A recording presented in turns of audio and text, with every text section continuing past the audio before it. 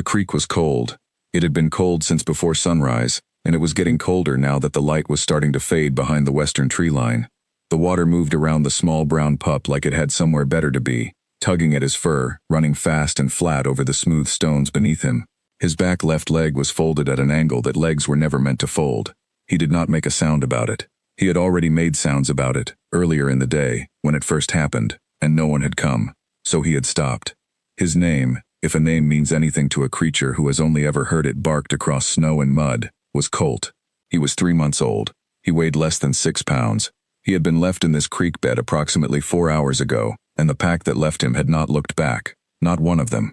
He had watched them go with the particular stillness of a young animal who does not yet understand permanence. He had waited. He had watched the ridge where the last of them disappeared. He had waited some more. When the crow landed on the rock beside him and tilted its head, he waited for that too. And then the crow left as well, and the waiting started to feel like a different thing than waiting. The water was now at his belly. He had shifted twice, trying to find a rock or a root to lean against, and each time the shift sent a white-hot signal from his leg straight up through his spine and into the back of his skull. He had learned to be very still. Stillness was the only thing that cost him nothing. Earlier that afternoon, before all of this, the pack had been moving through the lower valley in the way they always moved. The alpha, a large gray male named in the language of the woods by his habits and his weight, at the front. Behind him, the 3 adult females in a tight formation. Behind them, the 2 yearlings. And at the back, as always, the pups. There were 4 of them. 3 were healthy and loud, and spent most of their running time bumping into each other. Colt ran at the back of the back. He was not the smallest, but he was the quietest, and in a pack, quiet could mean many things, and most of them were not good. The incident had been nothing. A root, hidden under leaf fall.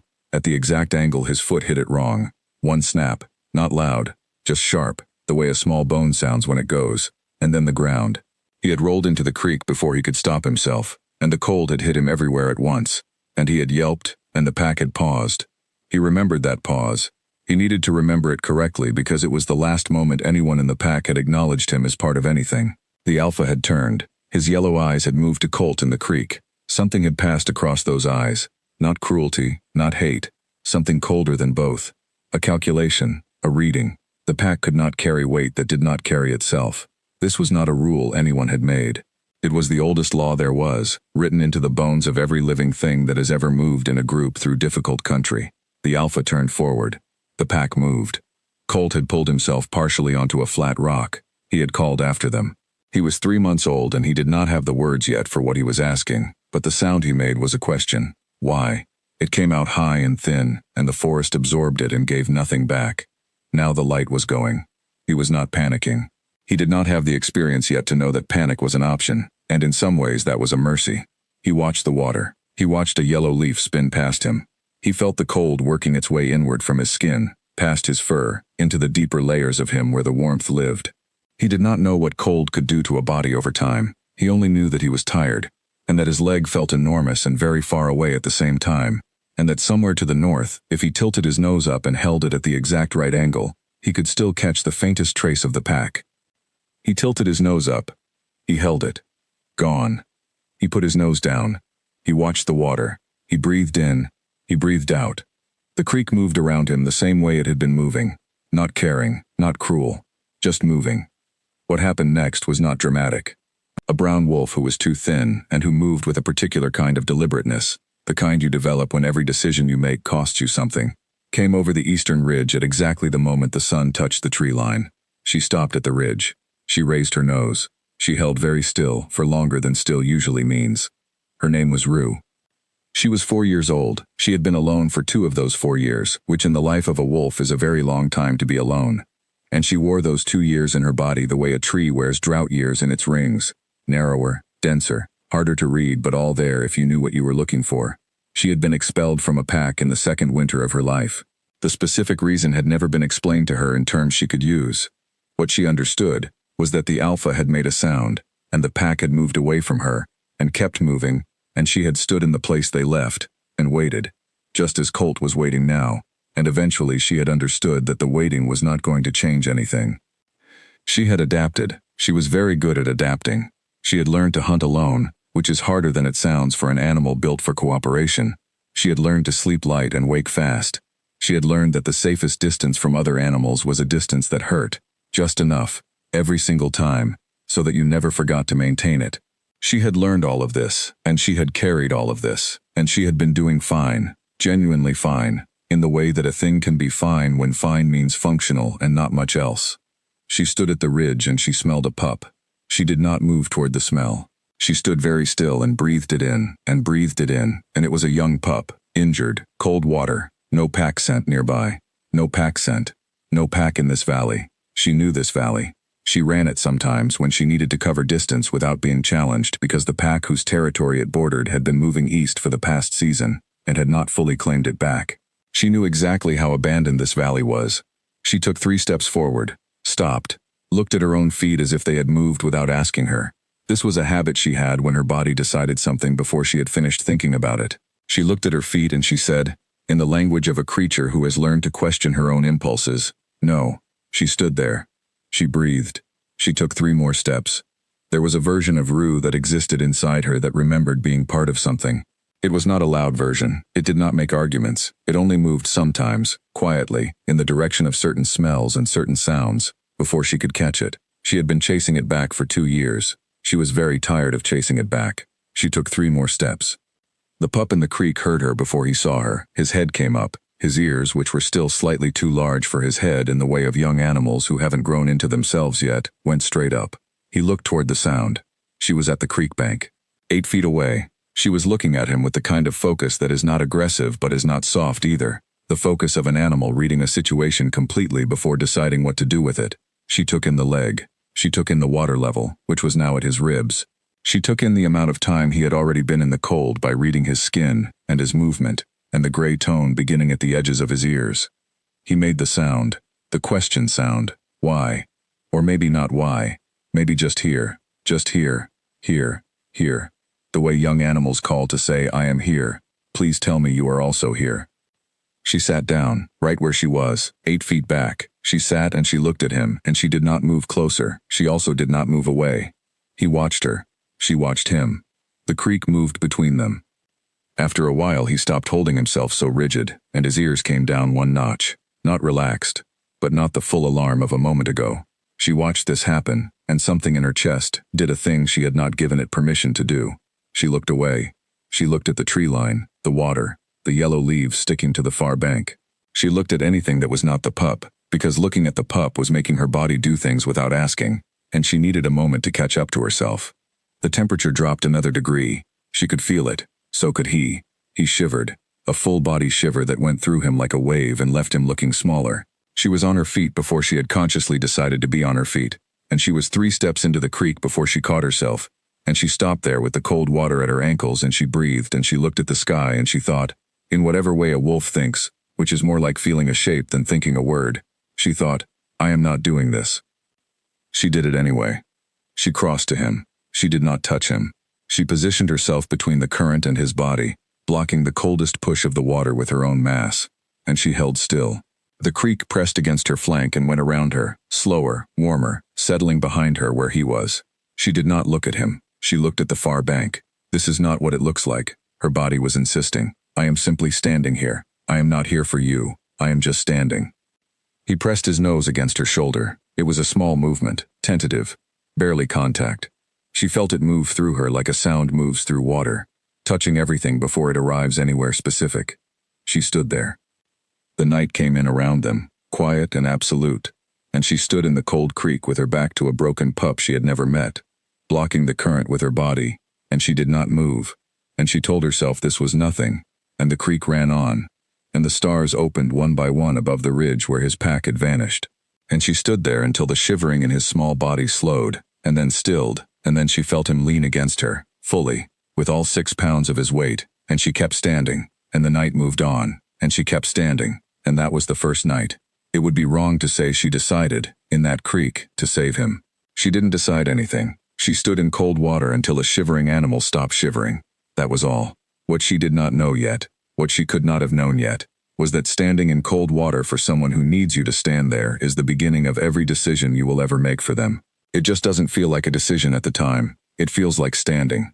At some point, very late, when the half moon was overhead, and the valley had gone entirely dark except for the white of the water. He fell asleep against her flank. His breathing went slow and even, and his ears relaxed completely. She felt his weight shift as sleep took him, and she shifted her weight slightly to keep him from slipping. It was an automatic adjustment. Her body knew what to do with a sleeping animal beside it. It had known this once, a long time ago, and the knowledge had not gone anywhere even when everything else had. She looked at the sky. She looked at the dark ridge to the west where she could still, very faintly, catch the outermost edge of a pack's passing. Old scent, hours old, moving north. She read that scent the way she always read the scent of packs, with her body tight and her breathing controlled, and something behind her eyes that was not fear exactly, but was fear adjacent, the way a scar is not the original wound but is shaped exactly like it. She looked at the pup. He was small, broken, completely trusting her, which was its own particular kind of information, because he had no reason to trust her and he had done it anyway. She was not moved by this in any sentimental way. She was moved by it the way a wall is moved by something leaning on it. It takes the weight, it holds, it does not announce that it is holding. She looked at the ridge, she looked at the pup. Morning was 6 hours away. She calculated this against the cold and the water and his size. She made no decisions. She stood there holding his weight and watching the dark and breathing in and breathing out, and the creek ran, and the stars moved their slow arc, and somewhere far to the north, the pack that had left him slept in a pile, warm and untroubled, and here in the valley that no one claimed, a young animal slept against the side of a wolf who had told herself, very clearly, that she was not here for him. She was still there at sunrise. She had not slept. She was running on the particular kind of wakefulness that comes not from adrenaline but from commitment, the quiet, expensive kind that costs more than adrenaline ever does because it asks you to stay still instead of move. Staying still through a night that cold, in water, watching over a breathing thing, burns through a body the way long, slow fires burn through wood, completely, down to the base. When the light came, she looked at him again with different eyes. Day changed things. Darkness had been an emergency. Daylight was a choice. He was awake. He had been awake for a little while, lying still and watching her watch the tree line, and when her eyes came to him he held them for a moment, and then looked at the water. He was figuring something out. You could see it in the way he held his head, slightly tilted, working through a problem that did not have words. She stepped out of the creek and shook herself dry. He watched every movement. She went up the near bank and sat down and looked at him from there. He looked back. The creek was still between them, but only barely. He was on a flat rock that was half out of the water now that the morning had slowed the current slightly. He tried to stand. The attempt was genuine and brief and ended immediately. The leg collapsed and he caught himself on his front too and managed not to go back into the water, but it was close. He held there on his two front legs, leg folded wrong beneath him, looking at the far bank. She watched this. She made no move. She gave him no help. Not because she was withholding it, because he had not asked, and she had learned, in 2 years alone, that doing things for creatures before they have asked is a way of deciding for them, and she did not have the right to decide for him what he needed. She waited. He pulled himself fully onto the rock. It took a very long time. There was no grace in it. It was muscle and stubbornness, and a refusal to stop that was, honestly, the most purely determined thing she had witnessed in a very long time. She watched without expression. Something in her chest was making noise again. She told it to be quiet. He made it. He was on the rock, all 4 limbs under him, one of them wrong, but under him. He raised his head. He looked at her. She got up, walked north along the bank, stopped, looked back at him. He watched her. She walked north 5 more steps, stopped, looked back. He started to move. He moved slowly, very slowly.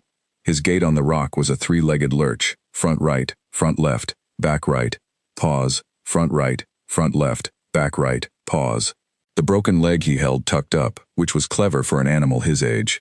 He had already understood that the leg was not going to help, and had already stopped consulting it. He was adapting in real time. She noticed this the way you notice a small, bright thing in a dark space. Not with excitement, with attention. He reached the bank and stopped at the edge of the water and looked at the gap between the rock and the mud of the near bank. 8 inches, maybe 10, over water. He looked at it for a long time. He looked at her. He looked at the gap. He jumped. He made it. Barely. His front legs hit the mud and his back right caught the edge, and he scrambled forward and went down in the mud in a graceless heap that would have been almost funny if the leg hadn't been wrong. He lay in the mud breathing. She was at his side before she had made the decision to move. She stood over him, not touching, just over, in the way of an animal that is making itself a roof. He lifted his head. He looked up at her from below. She looked down at him. He put his head back down. He breathed. After a minute he pulled himself up again, reorganized his 3 working legs, and stood. She moved north. He followed. It was not a plan. It was not a commitment. It was 2 animals moving in the same direction, one of them with a purpose she had not yet named even to herself, and one of them simply going where the other went because it was the only direction available. The valley stretched north ahead of them, wide and quiet, the creek falling behind. The morning light came in at a low angle, and the frost on the grass caught it and held it, and the whole valley for a moment looked like it was made of light. Neither of them noticed. They were walking. That was how it started. By midday, Rue had learned 3 things about the pup. The first was that he did not complain. Not about the leg, not about the pace, not about stopping every 100 yards to rest in the way that his body demanded and his pride resisted. He stopped, he rested, he stood back up. There was no sound in between. She had known adult wolves who made more noise about less. The second thing she learned was that he watched everything, not the frantic watching of a frightened animal, which is too fast and catches nothing. Deliberate watching, his head moving slowly, eyes tracking each new thing long enough to file it, ears rotating independently of his head to catch what the eyes couldn't reach. He was building a map. 3 months old and already building maps. She found this interesting in a way she did not intend to find anything interesting. The third thing was that he was stronger than he looked. His build was wrong for speed, too broad in the chest and too short in the leg, but the chest meant deep lungs and the legs, even 3 of them, had a stubborn push behind them that covered ground faster than she expected. By noon, he had covered 1.5 miles. For an injured pup in his first week of life outside the den, that was 1.5 miles more than most would have managed. She had killed a rabbit that morning, just after they left the creek, moving fast and quiet through the tall grass at the valley edge, while the pup rested under a fallen log. She had eaten half of it, then she had carried the rest back in her mouth and set it down 4 feet from where he was resting, and walked away to a distance that was not quite far enough to be gone. He had eaten. He had not made a sound about it, not a greeting sound, not a thank you sound, nothing. He had eaten, and then he had watched her from under the log with those steady eyes, and then he had come out and started walking again. She had fallen into step behind him, and then moved up alongside him, and that was that. She had not looked at what she was doing from the outside. She could not afford to look at it from the outside. They rested at the top of a low ridge in the early afternoon, in the sun, which was weak but present and had some warmth in it if you found a south-facing slope and lay still. She lay 4 feet from him. He lay 3 feet from her. The gap between them was 6 inches smaller than it had been that morning, and neither of them had moved to close it. It closed itself in the way that gaps do when 2 things share sun and rest long enough. He was asleep within minutes. His side rose and fell with a regularity that was almost mechanical. She watched it. She looked away. She looked at the valley below, the long grass, the birch trees going yellow at the edges, the creek catching light in the distance. She catalogued exits, threats, the direction of the wind, the age of the scent she had caught from another predator sometime the previous hour, old enough, going away. She did the things she always did when she stopped anywhere. It took longer than sleep would have, but it cost less. She had been alone for 2 years. She needed to say that to herself sometimes, because the mind has a way of normalizing whatever it lives in long enough, and normalizing aloneness is a particular kind of danger.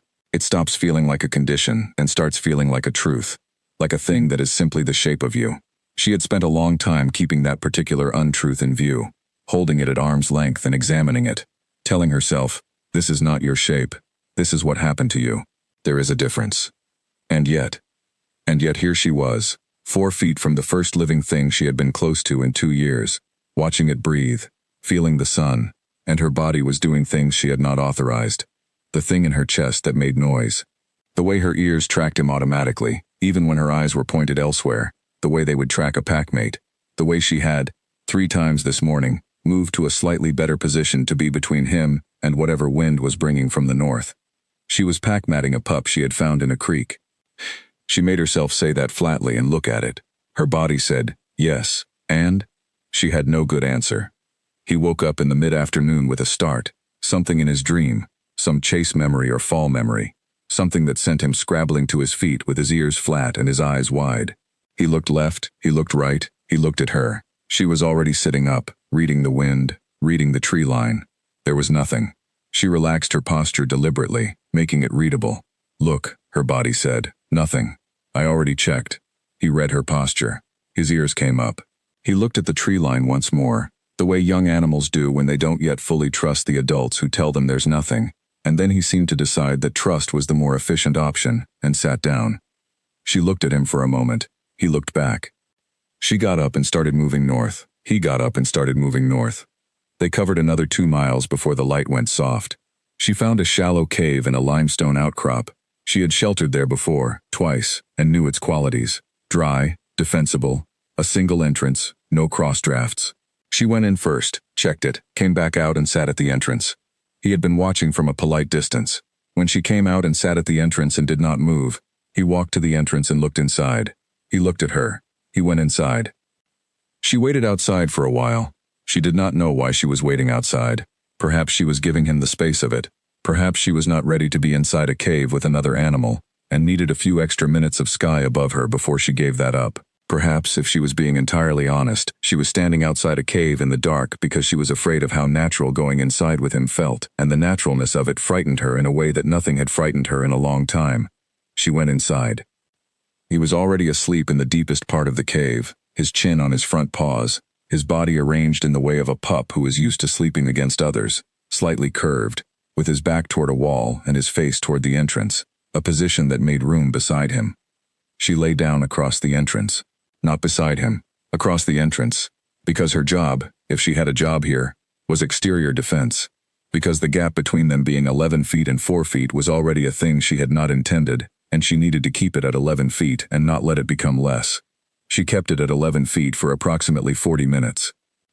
Then her body moved, slow and quiet, without waking him, and found the space beside him that his sleeping shape had made, and lay down there, and his body recognized the warmth the way sleeping bodies do. And he pressed against her, and she lay still, and she looked at the black ceiling of the cave and she said, very quietly, in the language of an animal talking to herself, "This is nothing. I am just sharing warmth. This is biology. This is not what it looks like." The cave was very quiet. His breathing was very even. She kept talking to herself until she fell asleep. In the morning she was gone before he woke. She was outside, already quartering the ground around the cave, reading the night's arrivals and departures in the frost, making sure the perimeter was clear. She was not running from anything. She was doing her job. There was a difference. He came out squinting in the early light and found her at the tree line, nose down, and he walked toward her and she moved aside, and he put his nose down in the same spot she had been reading, and she waited while he read it too. She watched his reactions and noted what he caught and what he missed. He caught quite a lot. He missed the older, deeper scent beneath the surface. The one that said a large dog had been through this stretch of tree line within the last 48 hours, not close anymore, but recent enough to matter. She moved to the deeper scent and put her nose on it and held it until he noticed she had stopped and came back and put his nose on it. She held. He held. She watched his reaction carefully. He stepped back. He looked north, the direction the scent traveled. He looked at her. His assessment was written plainly on his face. Young animals have not yet learned to hide their readings. And what he was thinking was, that is big, and it was here recently, and it is not here now, and which way do we go? She turned north. The scent was going north, and she was going north, and the correct move was always to know where a threat was, rather than let it be behind you where you couldn't read it. He read this and fell in alongside her, and they moved into the trees. What followed was 2 hours of the most focused movement she had done with another animal in 2 years. He was slow, still working around the broken leg, but he was getting better at it each hour, his 3-legged gait smoothing out, becoming more efficient, his body redistributing its weight intelligently. She paced him precisely, not behind, not ahead, beside. The instinct to pace a packmate was apparently more durable than she had realized. 2 years had not touched it. The large dog's scent led them to a clearing where it had spent some time, and then moved west. She read the clearing and found it clear of fresh sign. She sat. He sat beside her and looked at the clearing and then looked at her. She looked back. He had a look in his eyes that she was starting to recognize. It was not a look she had a word for, but it was the look of a young thing that is learning to understand that the world is knowable, that it has a language, that the language can be read, that there are creatures who can read it, and that if you stay close to those creatures you will learn the language yourself. It was not admiration exactly. It was something more specific and more useful than admiration. It was the beginning of trust that is earned rather than given. She looked away first. She looked at the clearing. She breathed. She was aware that she was in the 3rd full day of whatever this was, and that she had still not named it to herself, and that naming it would make it real, and that not naming it was making it real faster than naming it would have. She named it. I am taking care of this pup. She sat with that for a moment. The sky was gray, and the clearing was quiet, and somewhere to the west, the large dog was going away. I am taking care of this pup. She had said it now, to herself, in the language of shapes and feelings that she used for thinking. It was said. She waited for the fear that usually followed decisions like this one, the fear that said, you will lose this, everything you keep you eventually lose, nothing you care for stays. She waited for it. It came. She felt it move through her like a cold current, same shape as always, same weight. She felt it. She did not move away from it. She let it pass through and out the other side. She got up. She moved north. He fell in beside her, 3 legs, steady pace, eyes forward. She said nothing. He said nothing. They went north together, into the gray morning, and the trees closed around them. That afternoon something changed. Rue had been noticing it for a while, the way the light was different in the trees, thinner, more directional, the way shadows fell at angles that told her the sun was moving faster than it should. Winter was deciding to arrive early. She could feel it in the air, which had crossed some invisible line overnight and gone from cold to the colder kind of cold that means business, the kind that, by midnight, would be genuinely dangerous for a pup whose fur was not yet its full winter weight.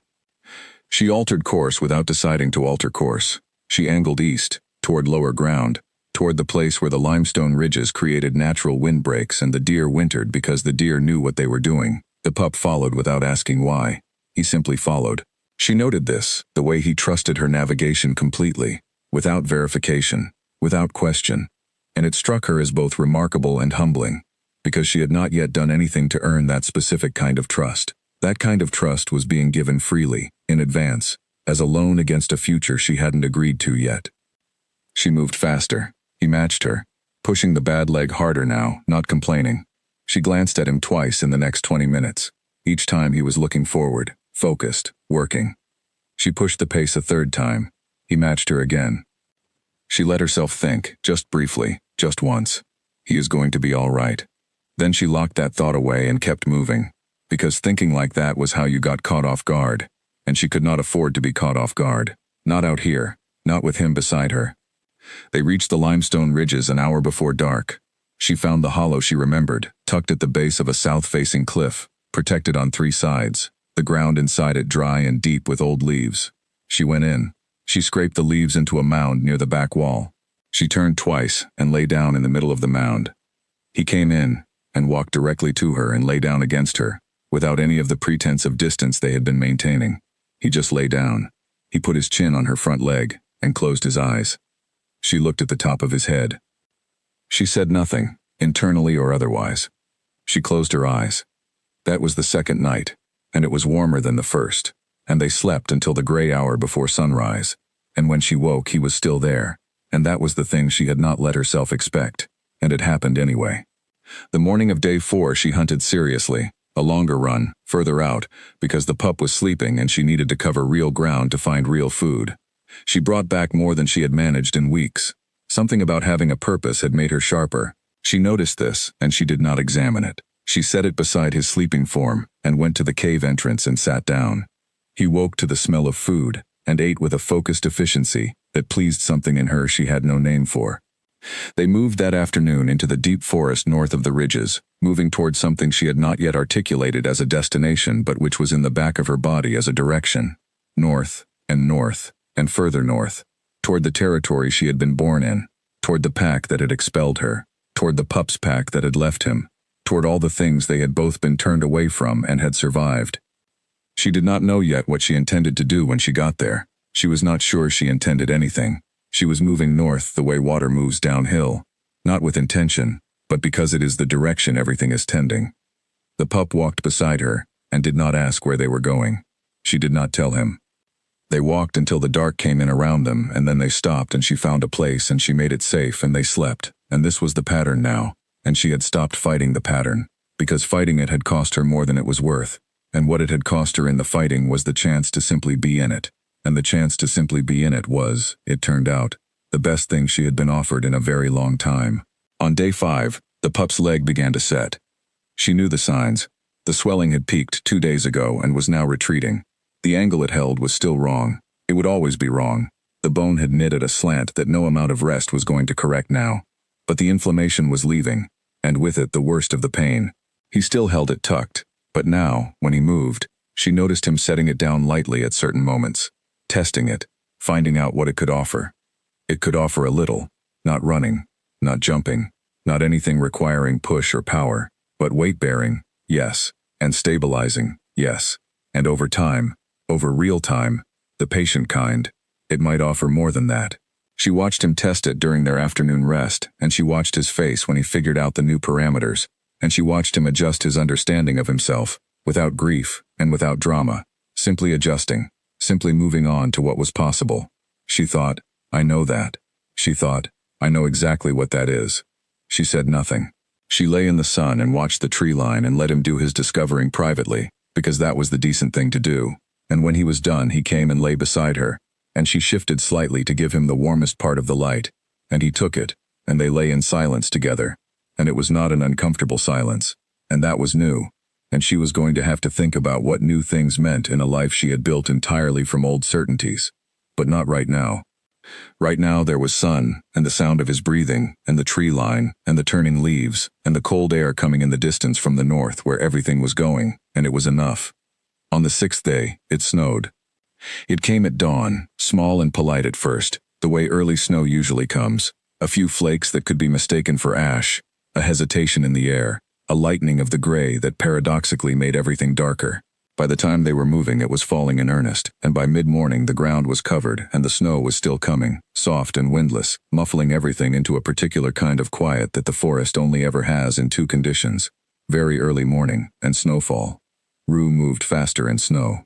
She had always moved better in it, her wide paws spread naturally, distributing her weight, and she had learned early to read the surface, to feel the depth beneath her feet and adjust before she sank, to move in the long flat glide that covered ground without the vertical bounce that burned energy.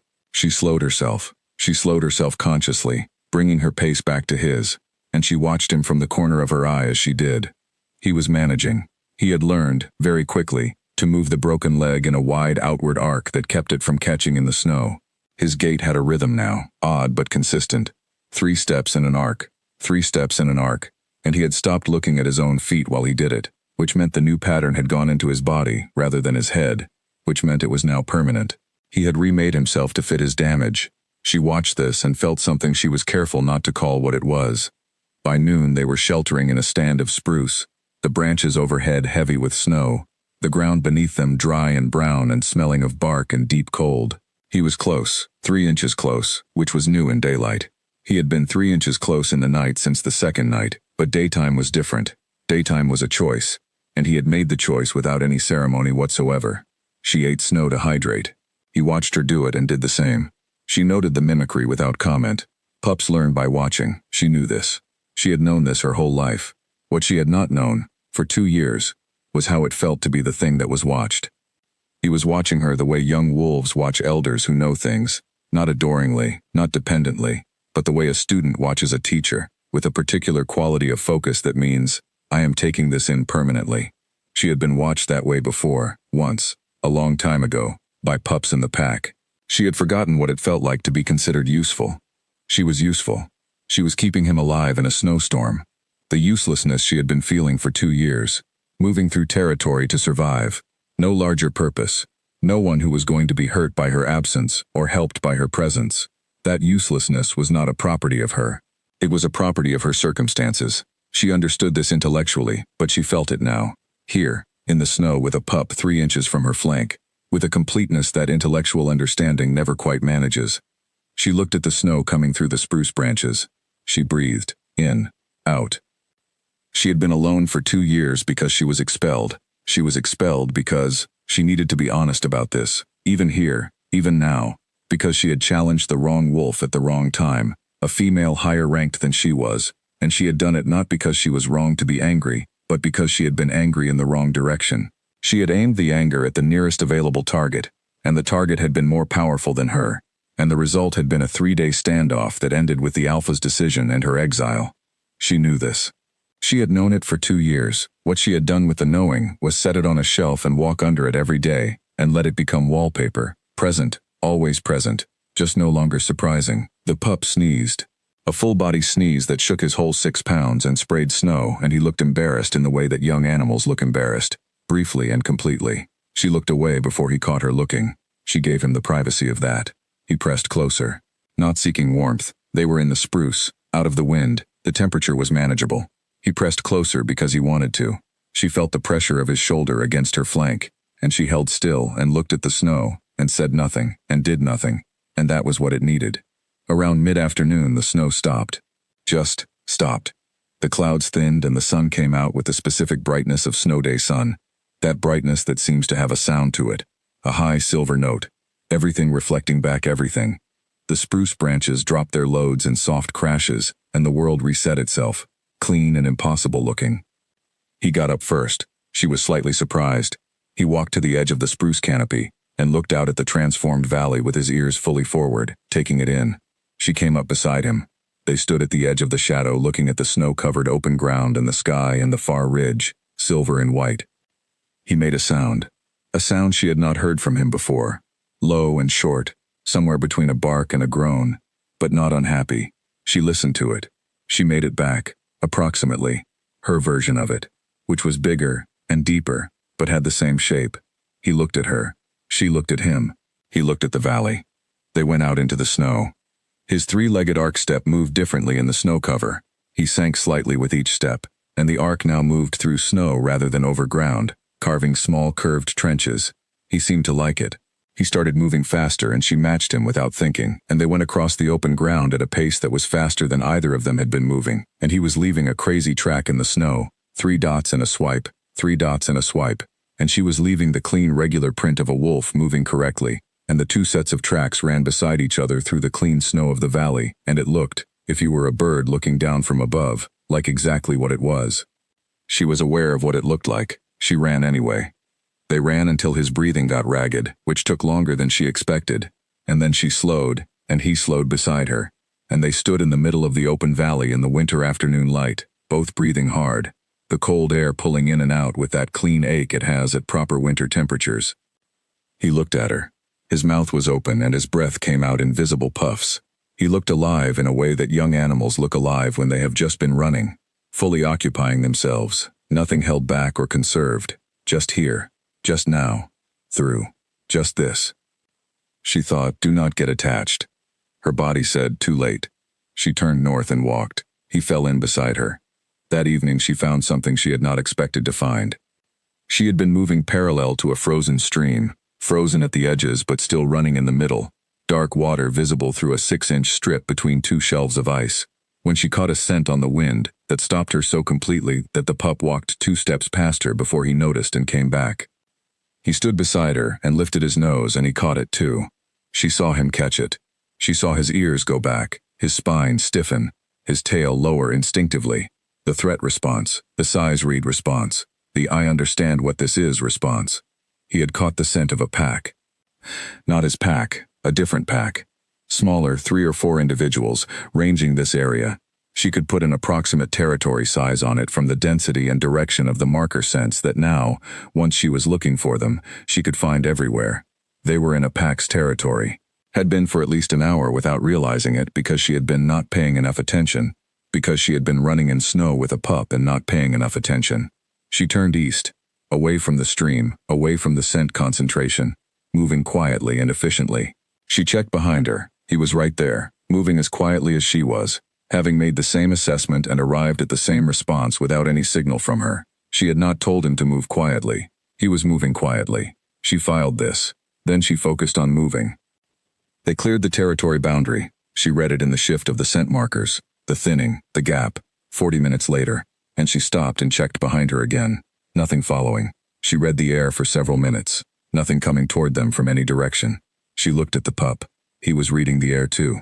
Nose up, slow breathing. Processing. He came back to her when he was done, and sat down beside her with his left side touching her right side. They sat in the dark, at the edge of a stranger's territory, in the snow, in the cold, and she read the perimeter, and he sat beside her, and they were both tired, and neither of them moved for a long time. She had been alone for 2 years, and alone had felt like a fact, like a fixed property of the world, like something written in stone and permanent, and simply the shape of things. She had not known that a fact could be undone this quietly. Not with an event or a turning point or a decision. Just a pup walking 3 inches from her flank in the snow, and then 2 inches, and then simply there, touching, and the fact. Not healed, not erased, but revised, updated. A new version of the fact. Alone, amended. She lay down in the snow. He lay down beside her. She put her head over his back lightly. Not in ownership, not in possession. In the way of an animal that is covering another animal with warmth. He stilled completely under the weight of her head. He didn't breathe for a moment. Then he breathed deeply and evenly, and she felt the tension leave his body all at once, the way it leaves a young animal that has finally found the thing that tells it the night is held. She held the night. She was aware that this was the most important thing she had been in 2 years. Not the most dramatic or the most difficult, the most important. The thing that makes a thing matter is that something else needs it to exist. She had needed nothing to exist for her own survival. She had needed only herself, and she had survived. She had survived perfectly. But surviving and mattering are not the same country, and she had been in one and not the other. And now, with his breathing slowing under her chin, she felt the border crossing. She was in both. She was very tired, and the snow was soft, and he was warm, and the dark was quiet, and she kept her head over his back and watched the dark tree line and breathed, in and out, and the night moved on. In the morning she woke first, as she always woke first, before the light was fully in the sky, when the dark was still dominant but starting to soften at the edges. She did not move. She lay with her head still over his back and listened to the forest wake up. The first bird, then 2 more, then the creak of branches as the temperature shifted, then the sound of something small moving through dead leaves to the east, a mouse or a vole, and she catalogued these without changing anything, without moving, without waking him. He was sleeping deeply. His paws moved once, a small running motion, then stilled. His breathing was the long, complete breathing of an animal that felt safe, which was different from the breathing of an animal that was simply unconscious. You could hear the difference if you had been listening to sleeping animals long enough. She had been listening to sleeping animals long enough, once. She had forgotten she knew the difference. She remembered now.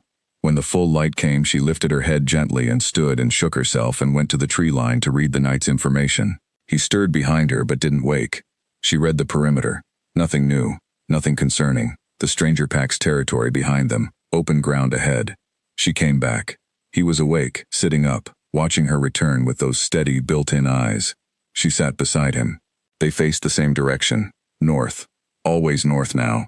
And she thought about the distance still ahead, and she thought about his leg, and she thought about the cold that was coming in fast from that direction. And she thought about what she was doing, here, in the clear light of a winter morning, with the pretending done, and the fact of it clear. She was going home.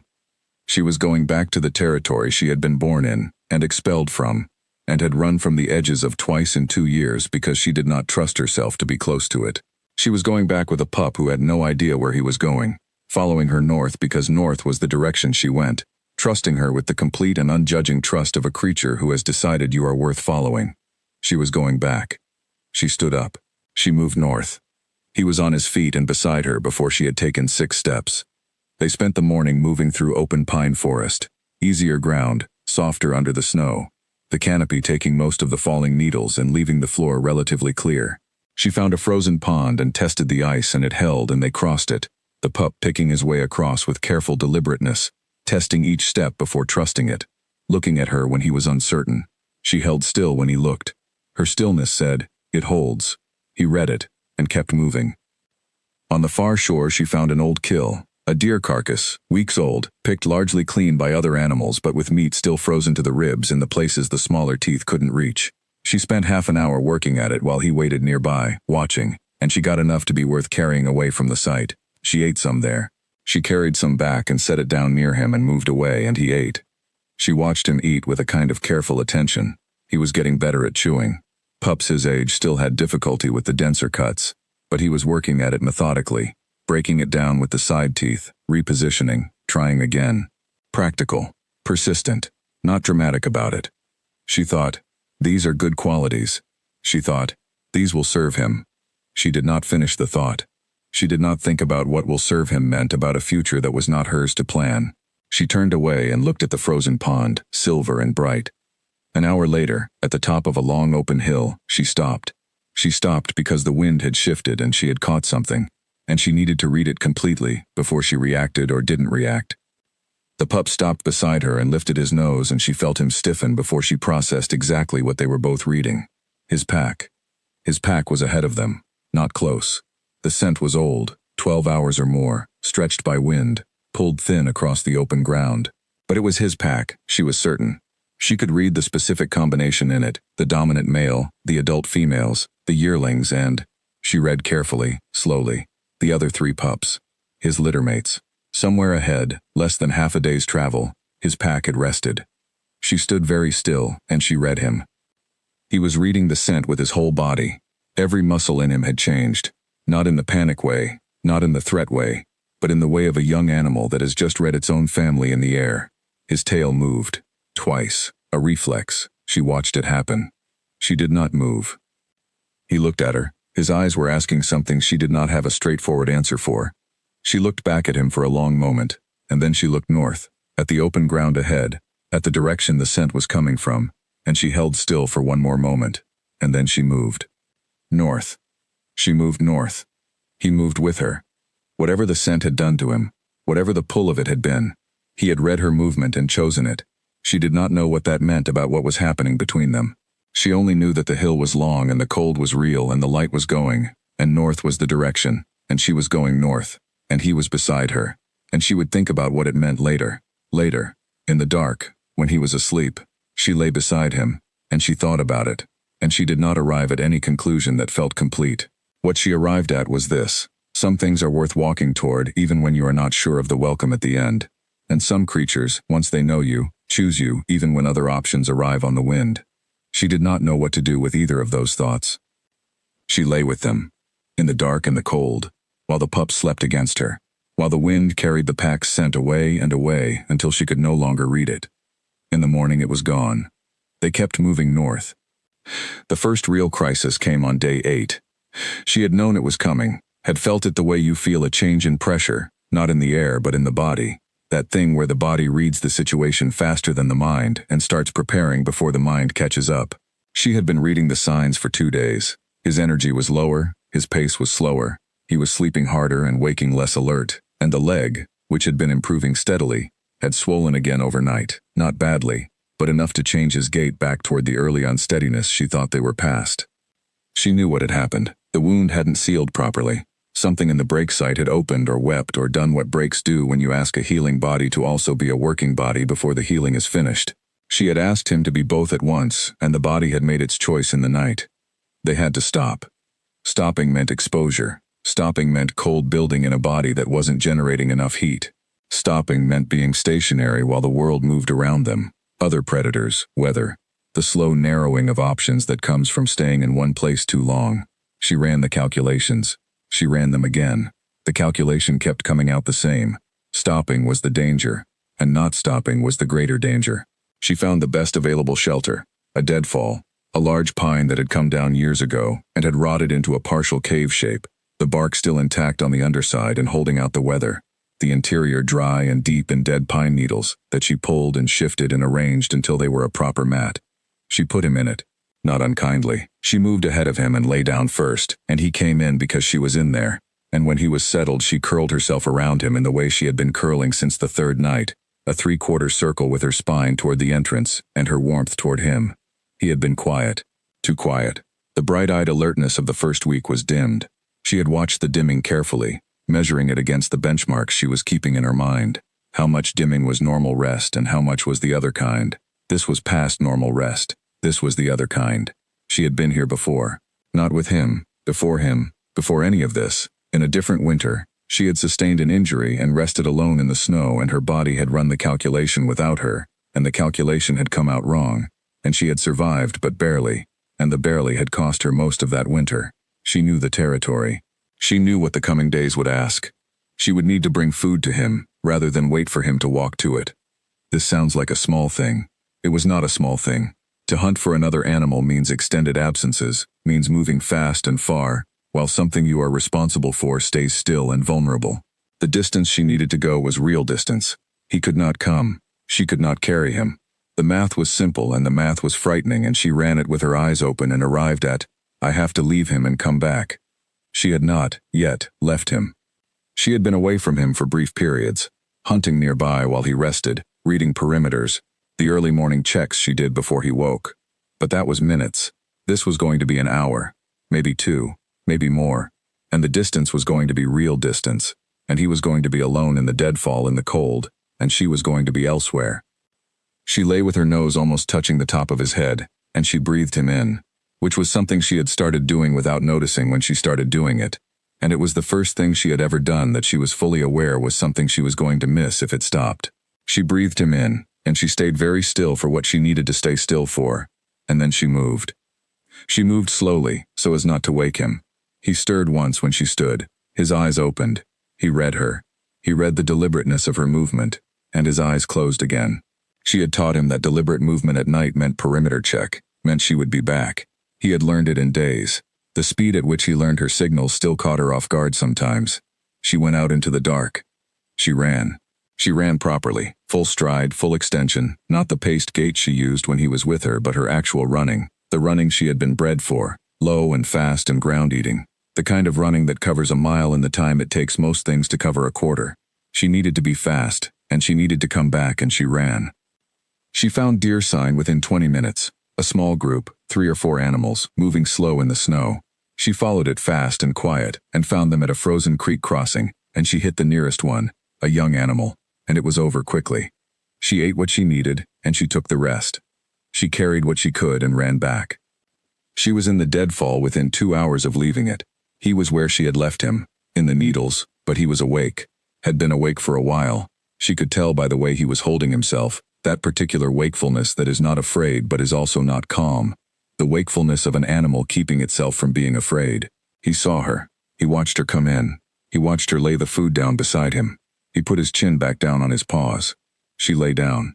She put her nose next to his ear and breathed, in and out, slowly, the signal she had not intended to develop but had developed in the past 8 days that meant, I know. Here. Still here. He breathed. They stayed in the deadfall for 2 full days. She left twice each day and came back twice each day, and he was always there when she came back, and she was always there when he woke. The leg swelling went down on the 2nd day. He started eating more on the 2nd evening, the focused, purposeful eating of a body calling resources inward for repair. She watched the eating and said nothing, but something in her chest settled in a way that it had been unsettled for 2 days. On the morning of the 3rd day in the deadfall, he stood up and walked to the entrance and looked out. She came up beside him. He looked north. She looked north. They went north. By midday, his gait was smoother than it had been before the swelling. She noticed this and held the noticing with some care, because it seemed impossible that 2 days of rest would return him to better than where he had been, and she didn't want to believe something that was going to turn out to be wishful reading. She watched him walk. She watched the leg carefully. It was better. The forced rest had done something. 2 days of absolute stillness and proper food and shared warmth had done what 10 days of pushing north had not been able to do. The leg was set now in its crooked way, and the crooked way was, it turned out, working, not running, not jumping, but walking, covering ground, moving north, working. She let herself believe it. She moved north beside him at his pace, and she let herself believe the leg was going to hold. They crested a low hill in the mid-afternoon, and she stopped because the view opened below them. A wide valley, long and flat, a river running through it, dark against the snow, and on the far side of the river, pine forest running north for miles, and somewhere in that forest, her body knew, not too many more miles now. She stopped and looked at it. He stopped beside her. He had no idea what he was looking at, couldn't know what was across that river and into that forest and north through it, couldn't know what the end of this walk was, couldn't know anything about what she was going toward, and what she was going toward on his behalf. He just stood beside her on the hill and looked at the valley with the same attention he gave everything, and then he looked at her. She looked back. She thought about telling him something, in the language they had between them, the sounds and postures and breathing and attention. She thought about telling him, we are close now. Something is going to happen. I do not know if it is going to be good. I am going anyway. She did not tell him this. She looked at him for a moment longer than she usually looked at him, and then she looked at the valley, and then she moved. He moved beside her. They went down the hill toward the river, 2 sets of tracks in the snow, the clean, regular 4-point of a wolf moving at a careful pace, and beside it the strange 3-dot and arc pattern that belonged to no other creature in this forest. 2 tracks, 1 trail, going down the hill toward whatever was waiting in the north. The river was shallow and she found a crossing and took it, and the cold water was ankle deep and fast and clean, and the pup crossed it without hesitating, without asking, wading through the cold with his chin up and his eyes forward. She watched him cross. She watched him come up the far bank and shake himself. She thought, look at him. She thought, look at him now. She tucked the thought away. They moved into the pine forest. The dark closed around them, fragrant and quiet. They moved north through it until the dark outside matched the dark inside, and then she found a place, and made it safe, and they slept. In the night she woke once and read the forest, and it was quiet, and he was warm against her, and the river was somewhere behind them, and the north was somewhere ahead, and she lay in the dark and she breathed in, and breathed out, and the night held, and the morning was going to come. She waited for the morning. The morning came gray and still, the forest holding its breath under a sky the color of old stone. She was up before the light, as usual, moving through the trees in the specific quiet that she had developed in 2 years of living alone. No wasted movement, no unnecessary sound, the kind of economy that becomes instinct when there is no one to share the cost of a mistake. She checked the perimeter. She checked the wind directions from 2 separate points, triangulating, building a complete picture of the morning's information. Nothing threatening. A fox had passed within 50 yards sometime in the early dark, going west, not interested. Birds were starting in the canopy above, the chickadees first, then the juncos, then something larger she couldn't immediately identify by sound. She went back to him. He was awake and sitting up and watching the entrance. He looked at her when she came back with the specific look he had when she had been gone a little while. Not worried, not needy, but attending to the moment of return as though it was information, which it was. Every return was information. She had gone and come back, the world had been checked, the world was acceptable. She had been gone and come back 11 times now. She would go and come back today. The math of it was simple. She was starting to feel its weight differently than she had in the beginning. They moved out into the morning together, into the gray pine forest with its old silence, moving north. She had been running calculations that she did not let herself call calculations, running them in the back of her body rather than the front of her mind, the way animals do the things they are not ready to think directly. The distance, the days, the scent she had read 2 days ago, his pack somewhere ahead. What was waiting? She had been expelled from her own pack 2 winters ago. She knew what it felt like to live outside. She knew what it felt like to be the wrong rank at the wrong moment, and to have the wrong read made about what you were worth. She had lived that, and she had survived that, and she had come to a kind of hard-won neutrality about it. Not forgiveness, not bitterness, just the clear-eyed recognition that what happened, happened, and what she did with the rest of her life was hers to determine. She was determining it now. By going north, by going back toward the territory she had been born in, by arriving, with this pup, at a border that had been closed to her, and walking up to it and asking, without words, because animals do not ask in words, for a revision. She did not know if the revision would be granted. She did not know if the alpha of her birth pack was even the same animal. 2 winters was long enough for a lot to change. She knew this. She was going anyway, because the alternative was going nowhere, and going nowhere was what the last 2 years had been. And the last 2 years had been survival without mattering, and she was done with that. The pup walked beside her. He didn't know any of this.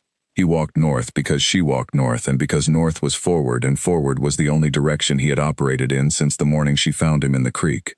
She felt a brief and unexpected gratitude for this, for the fact that he did not need her to explain herself, did not need a destination named or a reason given. He simply moved with her and trusted that where she was going was worth going. She would try to be worth the trust. By midday they had reached a place in the forest where the trees began to change, the pines giving way to older deciduous growth, oak and maple, bare now in the winter, their branches making a dark lace against the sky. She knew this country. She had known it before she knew anything else. Her mother had brought her through this stretch of forest in her 2nd month of life, when pups are first allowed to range past the den site, and she had stood in this exact transition, the place where the pines stopped and the old forest began, and her mother's body beside her had been as solid as the earth and as certain. She stopped walking. She stood still. The pup stopped beside her and looked at her face and then looked forward into the old forest and then looked at her face again. She was not having a crisis. She was not afraid. She was having a moment that was something else, the specific feeling of coming back to a place that contains the most important things that ever happened to you, and reading the place with your current self, and feeling both the person you were in this place and the person you have become, and standing in the space between them. She breathed. She looked at the old forest. She moved forward. He moved with her. His shoulder touched hers for 3 steps. Not a trip, not an accident. A touch. Then the space between them returned to its usual 3 inches. She said nothing. He said nothing. They moved into the old forest together, and the light changed, going softer, the bare branches filtering it differently than the pines. And the smell changed. The old smell of oak leaf and deep soil, and the particular cold of a forest that has been here longer than anyone currently in it. She breathed it in. She moved north. In the afternoon she found the first marker she recognized. A particular large oak, doubled at the trunk, that she had run past 100 times as a young wolf, and which she had marked as a landmark not intentionally, but in the way of animals, where familiar things become fixed points. The double oak. She was inside familiar territory now, though not yet inside any pack's claimed range. She was in the land between. She moved through it with a different quality of attention, not fear. Something older than fear and quieter. The readiness of an animal who is approaching something important and wants to read it correctly. The pup stayed close, 4 steps behind her rather than beside her. She noticed this and read it as his reading of her tension. He was adjusting to her, again. He had been adjusting to her since the creek, matching her pace, reading her signals, learning her language in real time, and the speed of the learning was extraordinary for a 3-month-old animal who had no reason yet to be extraordinary. She thought about that. She thought about what he was going to become. She pushed the thought away because thoughts about what he was going to become required a future in which she knew where he was, and she was not yet sure she was going to know where he was. She pushed the thought away and moved north, and he came 4 steps behind, and the old forest moved around them, familiar and indifferent, and the day went on. On day 11 she heard them. Not close, 2 miles, maybe 3. But in the forest 2 miles in winter is like standing in the same room with the sound bouncing down the cold valleys, arriving clear and unmistakable. Howling. 3 voices at least, maybe 4. The particular overlap of a pack in good communication. The alpha calling. 2 of the others answering in sequence. A short back and forth that said, "We are here, we are moving, we are together." The pup heard it too. She felt him hear it. He stopped moving, and his whole body went rigid, in a way it did not go rigid for any other sound. Not the fox, not the distant dog, not the stranger pack 2 days behind them. This was a different kind of rigid. Not threat, recognition. He knew those voices at some level below the conscious, the body level knowing that goes in before language and stays after everything else. She watched his face. He was very still. The howling stopped. He turned to look at her. His eyes were different. She had memorized his eyes by now, the specific quality of them in different states, and the quality she was seeing now was one she had not seen before. It was not grief. It was not longing, exactly. It was the look of a creature that has just been reminded that it belongs to something that it had almost stopped waiting for. She held his gaze. She held it without looking away, without softening anything, just holding it, letting him read whatever was in her face, which was, "I know. I heard. I am still here. Both things are true." He held her gaze. Then he looked north, in the direction the howling had come from. Then he looked at her again. She moved north.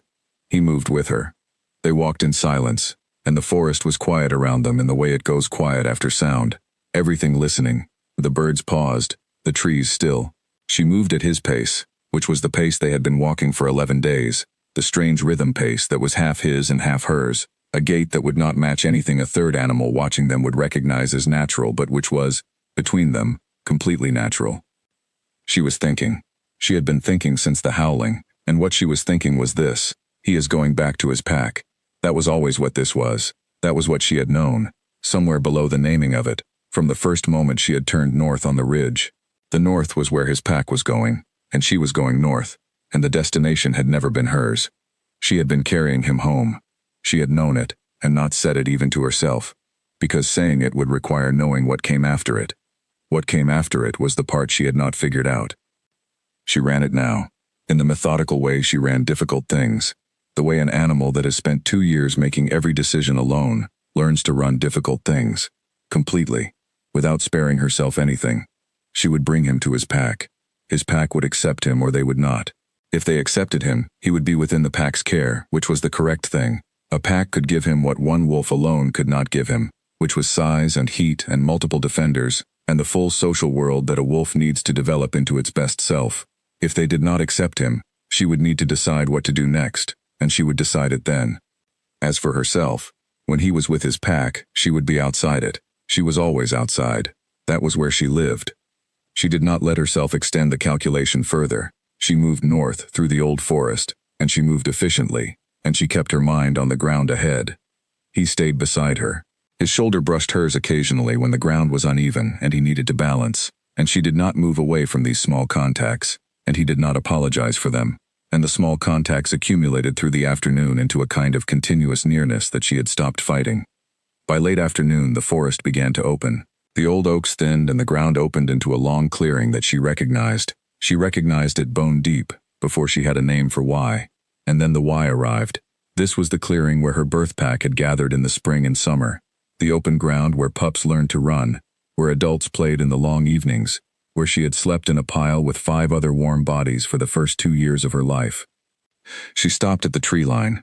She did not go into the clearing. She stood at the edge, in the shadow of the last oak, and looked at the open ground. It was winter now, empty. The grass under the snow, no warmth, no sound.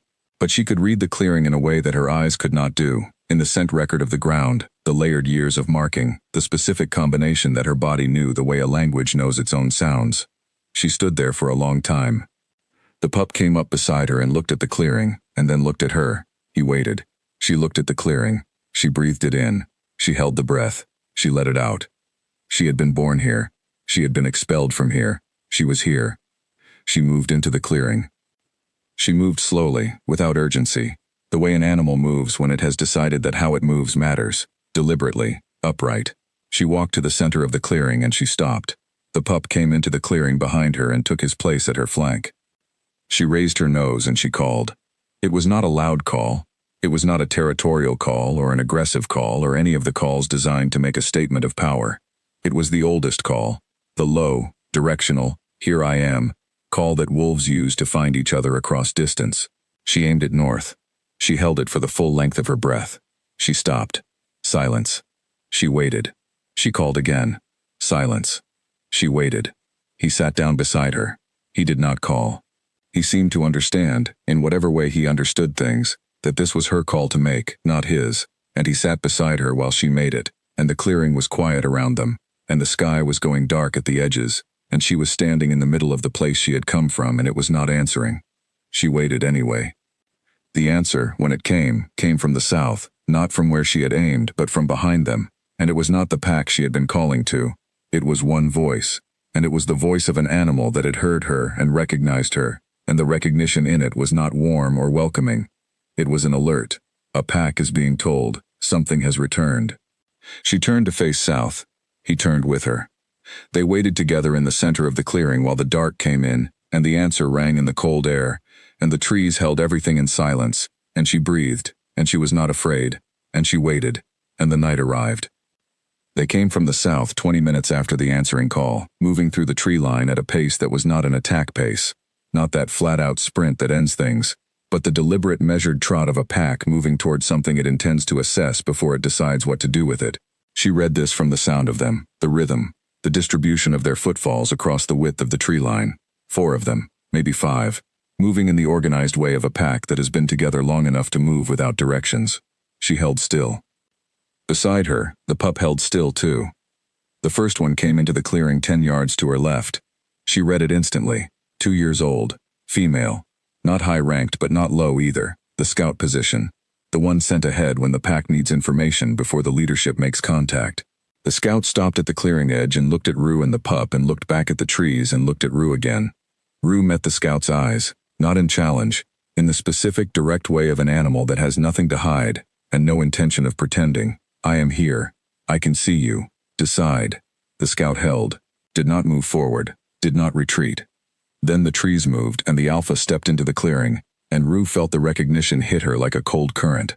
Not the alpha she had been expelled by, not the large gray male who had read the situation and made his decision and turned and walked away. A different animal, older, heavier through the shoulders, with the specific way of entering a space that alpha animals develop over years, the way of making themselves the largest thing in any situation without moving fast or making noise. A female. She had not expected a female alpha. She recalculated in a fraction of a second, reading everything she could read, the female alpha's posture, the way the other pack members spaced themselves in the tree line behind her, the quality of attention being paid to Rue versus to the pup. The Alpha was reading both of them, separately and together. She was building a picture. Rue held still and let her build it. The pup sat down. He simply sat down, which was either the wisest thing or the most instinctive thing. She didn't know which. But the effect of it was to take him immediately out of any threat reading. He was sitting. He was small. He had the wrong leg. He was sitting in the center of a clearing beside a wolf who was standing still and not making any aggressive signals whatsoever. The picture he made was so completely unthreatening that several of the pack animals in the tree line visibly relaxed. The Alpha took 3 steps forward. She was reading Colt now, the pup, with a specific intensity. Rue watched and waited. The Alpha circled left, giving Rue a wide berth, moving toward the pup. Rue did not move. She held completely still and let the Alpha approach the pup, and she breathed and she held. The Alpha reached the pup. The pup sat still. The Alpha put her nose to his, and he put his nose to hers, and there was a long moment of reading, both of them still, the Alpha reading him and him, Rue could see, reading her back with those steady, systematic eyes. The Alpha pulled back. She looked at Rue. Rue looked back. Something moved in the Alpha's face that Rue could not fully read.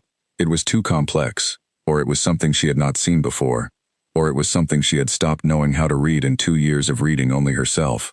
She held the gaze and she held still and she waited. The Alpha made a sound. Low, short, directional. Not aimed at Rue. Aimed back at the tree line. The pack came forward. They entered the clearing in 1s and 2s and they were not aggressive. Wary, yes. Circling, yes. Reading, yes. But not the low spine, high tail display of aggression. Not the positioning that precedes a decision to fight. They came into the clearing the way a pack comes into a clearing with something new in it that the Alpha has already decided is not a threat. The Alpha had decided they were not a threat. Rue let out a breath she had been holding for a very long time. She stood still while the pack members read her, and read the pup, and read the space between her and the pup, which was small, which told them everything about the past 11 days that she could not say in any other language. The space between them, the posture they held toward each other, the fact that the pup, surrounded now by 5 unfamiliar adult wolves, kept his shoulder touching Rue's foreleg as though it was the most natural thing in the world. One of the younger pack members, a yearling, male, curious to the point of being slightly impolite about it, came in close to the pup and sniffed him thoroughly, and the pup endured this with patience that Rue was proud of without having any right to be proud. The yearling backed off. The pup sat still. The Alpha came back to stand before Rue. Rue met her eyes. The Alpha lowered her head slightly. Not the full submission display, not the challenge display, something in between, something that Rue read after a moment as, I see you. I see what you did. I am deciding. Rue held herself carefully. She did not submit, and she did not challenge. She held the middle ground with everything she had. The Alpha held for a long moment. Then she turned and walked back toward the tree line, and the pack began to follow her, and as they moved, one of the adult females, older, one ear slightly torn, moving with the confidence of a high-ranked individual, moved past the pup and paused, and put her nose briefly to his back and kept moving. The most casual acknowledgement possible. So casual it could have been accidental. It was not accidental. The pack moved back into the tree line, and the sounds of them diminished, and then they were gone, and the clearing was empty again, except for Rue and the pup. Rue looked at the tree line where they had gone. She looked at the pup. He looked at her. She sat down. The cold of the clearing and the dark of the evening moved in around them, and she sat in the center of the clearing she had been born in, and expelled from, and returned to. And the decision had been made by an Alpha she had never met. And the decision was not a final yes, and was not a final no, and was something more complicated than either, which was, we have seen you, come again, we will read you further. She had been read. She was still in the clearing. She had come this far. She looked north where the pack had gone. She looked at the pup. The pup looked at her with those steady eyes. She stood up. She went to the tree line, not where the pack had gone, but to the western edge, to a stand of spruce she had known since she was younger than the pup was now. She went in. She found the layered needles on the ground. She lay down. She looked at the entrance. He came in. He lay down beside her. He pressed the full length of his small body against her flank. She put her chin over his back. She said, in the language between them that had no words and needed none, I know. I have you. Breathe. He breathed. She breathed.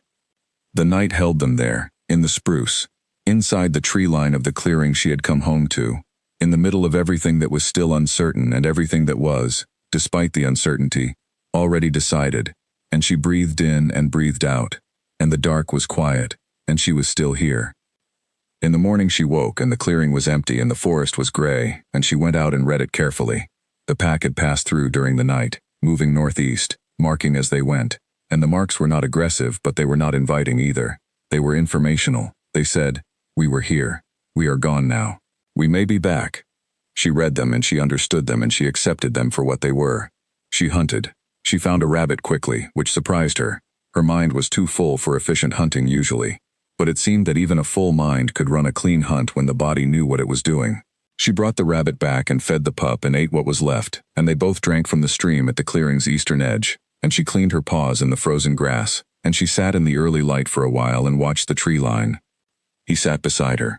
The light came in and the clearing held it, and it was, in the particular way of winter mornings in places you have known since before you knew yourself, beautiful. She was aware of this without sentimentality. She was inside the place she had come from, with a pup she had carried 100 miles, on the morning after the first real conversation with the pack that had expelled her, and the conversation had been, "Wait, we will see." She could wait. She knew how to wait. 2 years of alone had taught her patience in the way that only real solitude can teach it, not calmly, not gracefully, but truly, in the bones. She sat in the clearing with the pup and watched the light move, and she waited. She would keep waiting until they decided. She was not afraid of the waiting. She was already home. The pack came back on the third morning. Not with ceremony. Not with announcement. They were simply there when she came out of the spruce at first light. 4 of them, stationed around the clearing with the specific patience of animals that have been waiting for a while and do not intend to advertise that they have been waiting. The alpha was not among them. The Tornir female was. She was sitting at the north edge of the clearing with her eyes on the spruce where Rue and the pup had been sleeping, and she was watching with an attention that was neither hostile nor welcoming, just complete. Rue came out of the spruce at her usual pace. She did not change her movement for the pack's presence. She walked to the center of the clearing and stopped and looked at the Tornir female. The Tornir female looked back. The other 3 held their positions. The pup came out behind Rue and immediately went to the stream at the clearing's edge and drank, ignoring the pack entirely, which was the most confident thing he could have done and was, she was certain, not strategic. He simply needed water and went and got it. The 3 younger pack members tracked him with their eyes. The Tornir female did not take her eyes off Rue. This went on for approximately 10 minutes. Rue stood. The pack waited. The pup finished drinking and came back to Rue's side and sat down, and the Tornir female's eyes moved to take in the pup returning to Rue's side, and Rue felt the female reading that, reading what it meant that the pup went to the water and came back and chose to sit at the side of the wolf who was not his pack. The Tornir female stood up. She walked toward them. Not fast, not slow. With the directional certainty of an animal that has made up its mind. She walked to within 6 feet of Rue and stopped. She looked at Rue. She looked at the pup. She looked at Rue. Then she sat down. Rue looked at her for a moment. Then Rue sat down too.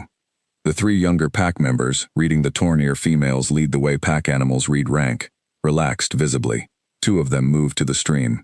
One of them came closer, circling slowly, reading the space, and finally settled 10 yards to Rue's left, folding itself down into the grass with the casual ease of an animal that has decided there is no emergency here. The Tornir female and Rue sat 6 feet apart and looked at the same tree line.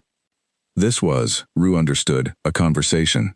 An animal conversation, which means it is slow, and it is mostly silence, and what gets communicated is not transmitted in the silence itself, but in the choice to be in the silence together. The female had come close and sat down. Rue had sat down. They were in the same silence together. This was the conversation. She did not know this female's history. She did not know what rank she held or how she had gotten the torn ear, or whether she had been in the pack before Rue's expulsion or arrived after it. She knew only that the female had touched the pup's back the previous evening, that brief, almost accidental nose to fur, and that she was here now in the gray morning, and had chosen to sit rather than stand. The pup fell asleep between them, not leaning on either of them. In the middle, 6 inches from Rue, 4 feet from the Tornir female, in the neutral ground between 2 wolves who were figuring each other out. He slept in the way he had been sleeping better each night, deeply, with the full relaxation of a body that trusts the perimeter. She watched the rise and fall of his side, and she held the clearing, and the morning moved on. When the alpha arrived, she heard it before she saw it, that particular quality of quiet that goes through a group when the highest-ranking animal approaches. The 3 younger wolves sat up, and the Tornir female turned her head slightly, and Rue felt it in the air. She did not turn. She held the tree line she had been holding, and she breathed, and she waited. The alpha came into the clearing from the north. She was moving at a walk, the specific walk of an alpha who is not making an entrance, who is simply arriving, who has arrived in this clearing 1,000 times and considers it ordinary. She moved past the younger wolves without acknowledging them, moved past the torn-ear female with a brief nose touch that was acknowledgement and direction in one, and she came toward Rue. Rue did not stand. She held herself still, the deliberately neutral posture, neither asserting nor conceding, and she watched the alpha come and stop and look down at the sleeping pup and then look at Rue. Up close, the alpha was older than she had looked in the dark. She had years in her face, the lines around the muzzle, the eyes with their depth, and she had the specific bearing of an animal that has been the decision-maker long enough that the decisions have become part of her posture. She was reading Rue without any apparent urgency, taking her time. Rue let her take it. The alpha looked at the pup. She put her nose near him, not touching, hovering, reading. She pulled back. She looked at Rue. She made a sound, the same low directional sound she had made the previous night when she called the pack forward, but this time she aimed it at Rue, not at the pack. Rue read it. It was the closest thing in wolf language to you, specifically you. What are you? She answered without words. She answered in her posture, and the quality of her stillness, and the angle of her head, and the way she breathed. She answered, I am what you see. I walked 100 miles with a broken pup. I am here. I am not a threat and I am not nothing. I am here. The alpha held for a long time. Then she moved past Rue. She walked to the western tree line and sat down and faced out. Not at Rue, not at the pup. Out. The patrol posture, the I am here and watching posture, the posture of an animal that has included something in its perimeter. Rue held very still. She had just been included in the alpha's perimeter. She breathed once, carefully, so nothing showed. She looked forward. She held. The morning moved past noon and the pack settled in the clearing in the easy way of animals in a familiar place, not sleeping, not playing, just being, the way packs are when there is no immediate demand. The torn-ear female moved once and came to settle 4 feet to Rue's right, and together they watched the eastern tree line. The pup woke up, looked around at the assembly in the clearing with wide eyes, then put his chin back on his paws. He had already decided this was acceptable. He trusted her that much. She looked at him. She looked at the clearing full of animals. She looked at the old oak at the north edge that she had known her whole life. She was inside the clearing. The pack was around her. No one was telling her to leave. She was not going to let herself believe anything yet. She had been in enough situations that looked like one thing and were another. She was going to hold this carefully, with both hands, looking at it from all sides, not gripping it too tight. But she was going to hold it. That afternoon the alpha stood and moved north and the pack moved with her, and they paused at the tree line and the alpha looked back at Rue. Rue looked at the alpha. She stood up. The pup stood up beside her. The alpha moved north. Rue moved north. The pup moved with her. They went north together, the pack and the rogue Omega and the broken pup, into the old forest, into the territory she had been born in and expelled from and walked 100 miles back to, and the trees closed around them, and the forest was dark and cold and familiar, and the sound of moving together was different from the sound of moving alone, fuller, the way a chord is fuller than a single note, and she was in it, she was part of it, and she moved north and she breathed and she was part of the sound. That night they slept together in a depression under a granite ledge that the pack used. She could read its use in the packed earth, the scent layering, the generations of shelter use compressed into the soil. She lay at the edge. The pup slept in the middle, surrounded, no longer in the place between two animals figuring each other out but in the center, drawn in, included. She watched him sleep with the pack around him, and something in her settled that had not settled in 2 years, that had not settled in the distance between the pup and the creek, in the cold water in the dark. She was at the edge. She was always going to be at the edge, not because she was expelled from the center. She was not expelled anymore. She was at the edge because the edge was where she had learned to be, and old learning lives in the bones, and you can be forgiven and included and still choose the edge because the edge is where you see everything, and seeing everything was how she had survived, and she was not ready to stop surviving just because surviving was no longer the whole of it. She lay at the edge and watched the sleeping pack and watched the pup in the middle of it, and she felt the 2 years of alone at her back, and the future she had not yet decided at her front, and she was in both places at once, and that was fine. She would figure out the front when she got there. For now she watched the dark and she breathed, and the pack slept and the pup slept and she was the wall between them, and whatever the night brought, and that was enough. That was more than enough. That was everything she had been carrying herself toward without knowing the name of the destination. She knew the name now. She was not going to say it yet. She was going to hold it quietly, in both hands, and look at it from all sides, and not grip it too tight, and let it be what it was. She watched the dark. The dark held. The days that followed had a shape she had not felt in years. Pack days have a rhythm that solo days do not have, not a forced rhythm, not a timetable, but the natural rhythm of multiple animals moving around the same purposes at the same time, which creates a kind of music, a low background coherence that you feel in your body rather than hear with your ears. She felt it. She had missed it without knowing she had missed it, because naming the absence of something is harder than naming the presence. She held her place at the edge of things. The Tornir female, whose name in the pack's internal shorthand was something Rue could not read yet, something communicated in a specific call the female used with the alpha that had her unique frequency, had become a consistent nearby presence. Not crowding, not overreaching. Simply in the vicinity, the way a packmate is in the vicinity, the gentle gravity of shared territory and shared purpose. Rue learned her. She learned all of them slowly, in the way of an outsider who is not fully outside anymore but is not fully inside either, reading from a careful distance, building a picture of the pack's internal geography. Who was allied to whom? Who held rank by effort and who held it by inheritance? Who was likely to challenge and who was likely to mediate? She built the map, because a pack is a map, and you need the map to move through it safely, and she built it carefully and she did not rush. The pup, meanwhile, was being assimilated with a thoroughness that would have been astonishing to watch if she had not spent 11 days watching him learn her language and already known exactly how fast he took things in. The 2 yearlings had adopted him within 24 hours. He was close to their size and their age energy matched his, and they ran him around the territory in the mornings at a pace he could sustain, and he sustained it on 3 legs with a grim cheerfulness that seemed to delight them. They learned the arc step. They started using it themselves, in play, mimicking him, until the arc step was a game between the 3 of them, a signature move, a thing that was his and that they had made theirs by imitation, which is the deepest form of animal respect. She watched this from the perimeter and she felt something she did not have a word for. The closest word she could find was, good, just that, good, the clean, flat, complete feeling of a thing that is the way it should be. His leg was getting stronger. The forced 2-day rest during the deadfall stretch had done something real, and the weeks of movement had done something too. The compensating muscles had developed around the break site, building a new architecture for the broken architecture, and the result was a gait that was wrong, and was also, increasingly, powerful. He was faster than he had been a week ago. Not as fast as the yearlings, but closing the gap. She watched him run one morning, watched from the granite ledge while the 3 of them tore around the open ground below, the yearlings stretching out, the pup in pursuit with his arc step, gaining on the slower of the 2, and she watched him and she thought, there he is. There is the animal he is going to be. She thought that and she let herself have it completely, for one full moment, without flinching or pulling back. She let herself see him clearly, what he was becoming, and she let herself feel whatever the feeling was that came with seeing it. Then she put it down. She kept it with her, but she put it down. That was the trick she was learning. You could carry something without gripping it.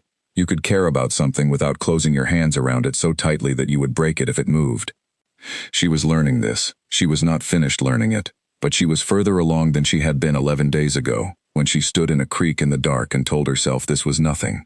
On the 5th day inside the pack's territory, the alpha tested her. It was not a dramatic test. Alpha animals rarely make their tests dramatic. Drama is the tool of an insecure animal, and this alpha was the opposite of insecure.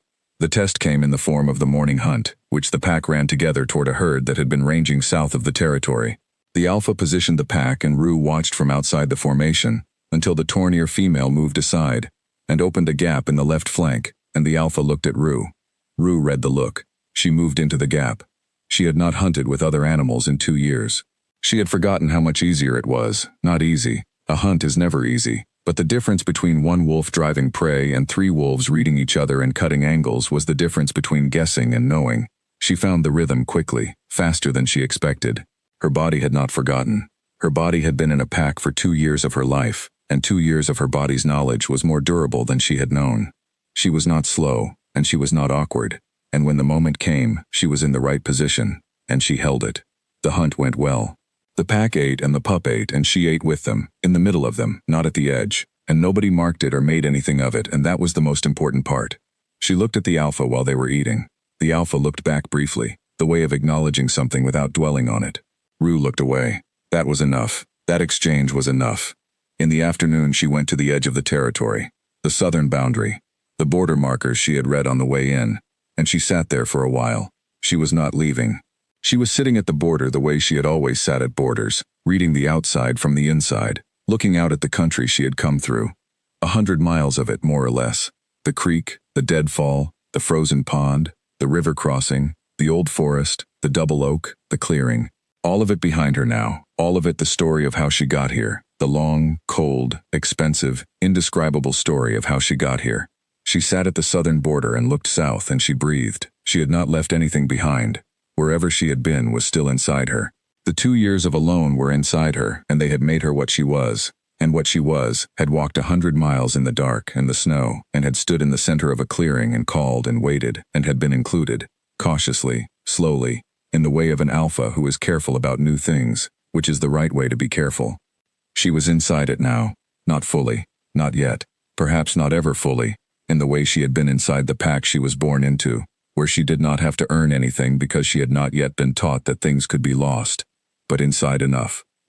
She turned and looked north at the territory behind her. The pup was visible in the distance, running with the yearlings across the open ground, his arc step clear even from this distance, that signature mark of his that was wrong and strong, and entirely his own. She looked at him for a while. She looked south again. She turned north and walked back into the territory, and the border passed behind her, and she was inside. She went to the evening gathering place, at the base of the granite ledge, where the pack assembled before the night watch. She came and sat at the edge of the group. The Tornier female moved 2 inches to the left to give her room at the edge. The pup came and sat beside her, his shoulder touching hers.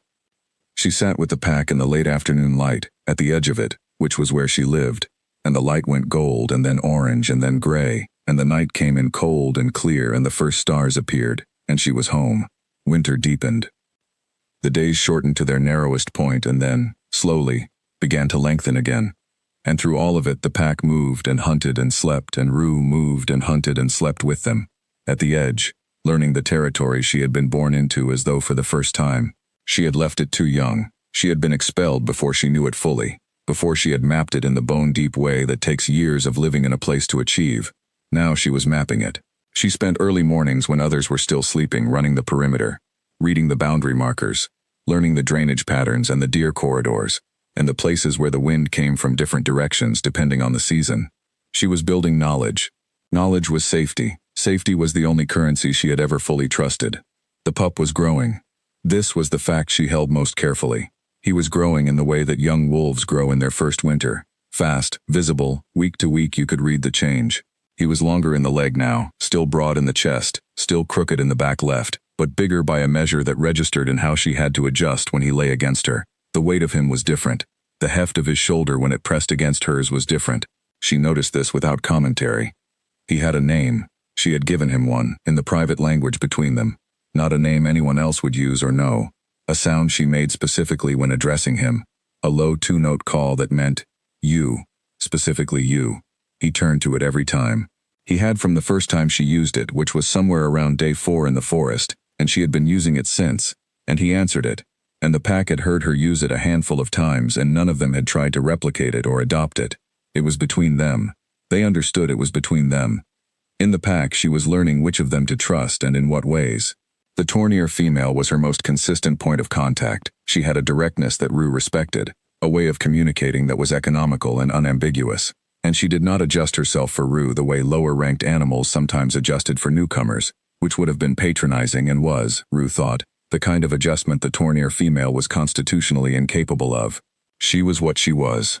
Rue appreciated this greatly. The alpha remained at a considered distance, not cold. She had included Rue in the hunt again, twice, and both times had positioned her at the flank where she could do the most good, which said that the alpha had read her capabilities accurately and trusted them, but not close. The alpha was not, Rue was beginning to understand, a close animal in general. She was a making good decisions animal. Closeness was not the same thing, and she did not confuse them. Rue did not confuse them either. They understood each other, the alpha and the rogue omega, in the specific way that two careful animals understand each other when they are both paying very close attention. On a cold, clear day in the deep of winter, The pup ran his first real run with the yearlings and did not fall behind. He did not lead. He was not going to lead anything at speed for a long time, maybe ever. The leg would always set a ceiling on what his speed could be, and she had accepted this the way she accepted all fixed things, completely and without wasted energy. But he ran alongside the yearlings, 3/4 of a mile through open territory, and he did not fall behind, and when they stopped he was breathing hard, but he was there, and the yearling male gave him the pack greeting, nose to neck, which was the first time a pack animal had greeted him that way, which was the first time he had been greeted as an equal rather than as a pup. She was at the tree line when it happened. She saw it. She turned away immediately. The way you turn away when you see something that is entirely the other animal's moment and would be diminished by being witnessed. And she looked at the tree line and she breathed. She breathed for a while. Then she looked back, and he had separated from the yearlings and was coming toward her with that arc step that she had watched for weeks and knew now as well as her own movement. And he came to the tree line and he pressed against her for a moment, briefly, full pressure, and then he turned and went back toward the pack. She held the press of him for a moment. Then she looked at the tree line. It was going to be fine. He was going to be fine. He was already fine. He was already becoming the thing she had watched him becoming from the deadfall onward, and the thing he was becoming was extraordinary, in the specific way that creatures who have had to adapt their way to living are extraordinary. The adaptation is in the bone. It is not a strategy. It is the self, and it makes the self unbreakable in a particular direction. She had known that about herself for 2 years. She was recognizing it in him now. There was a day in the second month when the pack encountered the territory holders from the east, the same pack whose markers she and the pup had stumbled through on the way north, whose perimeter they had exited at speed in the dark. The encounter was on the shared boundary, the specific kind of territorial negotiation that wolf packs engage in regularly, and that looks, from the outside, like a standoff and is actually a conversation. Both alphas present, both packs displayed, numbers, health, confidence. The conversation was, "We know you are here, you know we are here, these are our borders, we have both noted them." Rue was in her flank position and she held it with the kind of stillness that 2 years of alone had made very efficient. She could hold stillness longer than almost anything. The Eastern Pack Alpha read her with one long look and she read him back, and they were both satisfied with what they found. A careful, capable wolf who was not interested in expansion or aggression, who was interested in holding the line and doing so effectively. The boundary was confirmed. Both packs withdrew. That evening the Alpha looked at Rue for a longer time than she usually looked at her, and Rue looked back, and the Alpha's expression was the specific expression of an animal that is updating its understanding of something, revising upward. Rue held the look and let the update happen. She was useful. She had been useful in the hunt, and useful on the boundary, and useful on the night watch, and useful in the 11 days before she arrived here, in which she had carried a broken pup through 100 miles of winter. She was not the animal she had been when she was expelled. She did not know if that animal had needed expelling. She had stopped making arguments about that. It was done. It was history. History was history. She was this animal now, the one who had grown in the absence and the cold, and this animal had things to offer, and she was offering them, and the pack was taking what she offered, and that was the shape of things. She lay down that night in her place at the edge of the sleeping group, and the pup came and lay beside her as he always did, and the Tornier female was 4 feet to her right, and the yearling male was at the far edge, and the Alpha was in the center as the Alpha always was. And Rue lay with the pack around her and breathed in the smell of them, the specific smell of this specific pack in this specific place, the smell she had been born into and lost and walked back to, and she breathed it in and she let it be what it was. She was not going to let it go again. She had not decided everything yet. She had not decided how long this would hold, or what the Alpha was going to decide about her, or whether the boundary pack to the east would push when the spring came and territory disputes sharpened. She had not decided these things because they were not hers to decide. They were facts that would arrive and she would meet them. What she had decided was simpler. She was going to stay. She was going to hold her position and do her work and be the thing she actually was, which was capable and careful and, it turned out, not as alone as she had spent 2 years believing.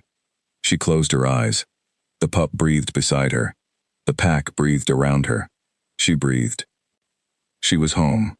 She closed her eyes, and the dark was the warm dark of a place that has other lives in it, and the cold was the manageable cold of a body that has other warmth beside it, and she slept, and the night went on, and everything that had happened to bring her here, the creek, the cold water, the broken pup, the 100 miles, the clearing, the Alpha's eyes, the Tornier female's careful proximity, the yearling's greeting, The boundary stand, all of it rested behind her like a country she had come through, real and complete and finished.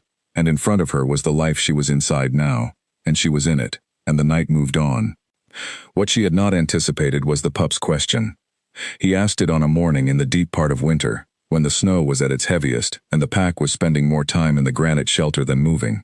He had been watching her for several days with more than his usual attention, which was already exceptional.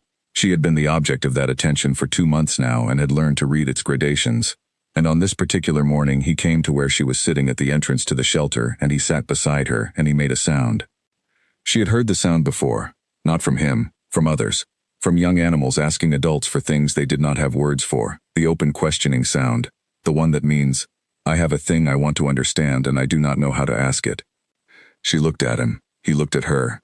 He looked out at the snow, he looked back at her. He made the sound again. She looked at the snow too. She thought about what question he was asking. She thought about the things a pup asks when it is old enough to ask the real questions, the ones about what happened before, what was before the creek, what was before the 100 miles. Where was I? Where were you? Why did I wake up in the water?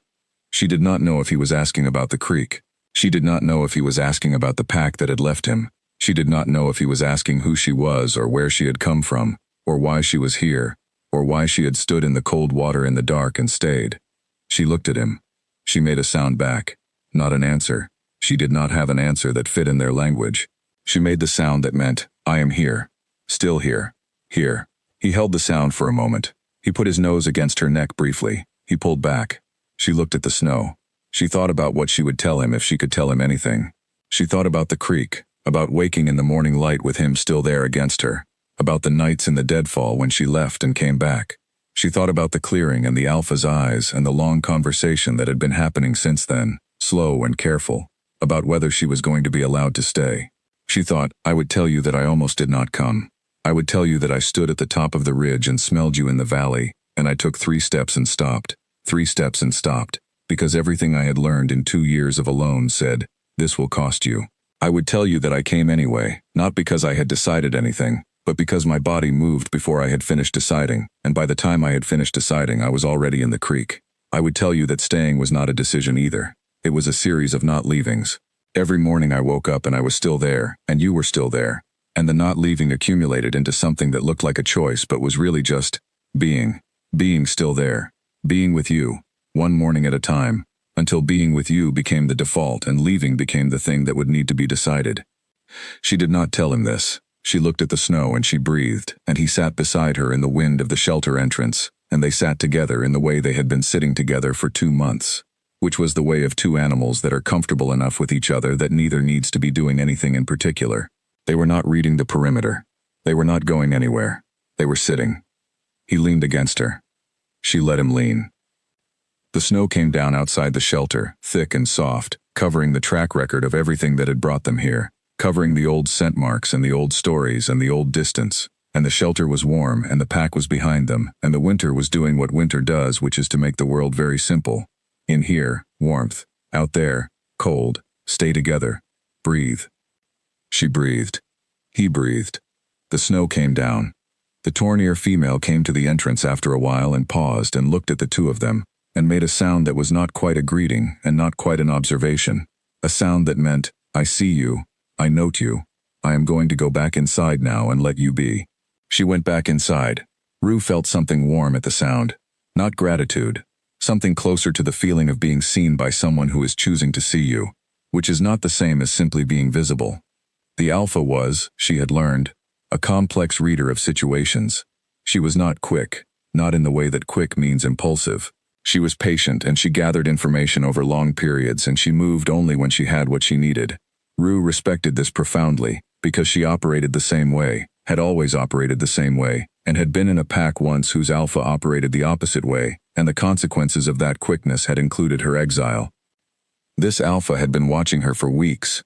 She had been watching the alpha watch her, and she had been performing nothing.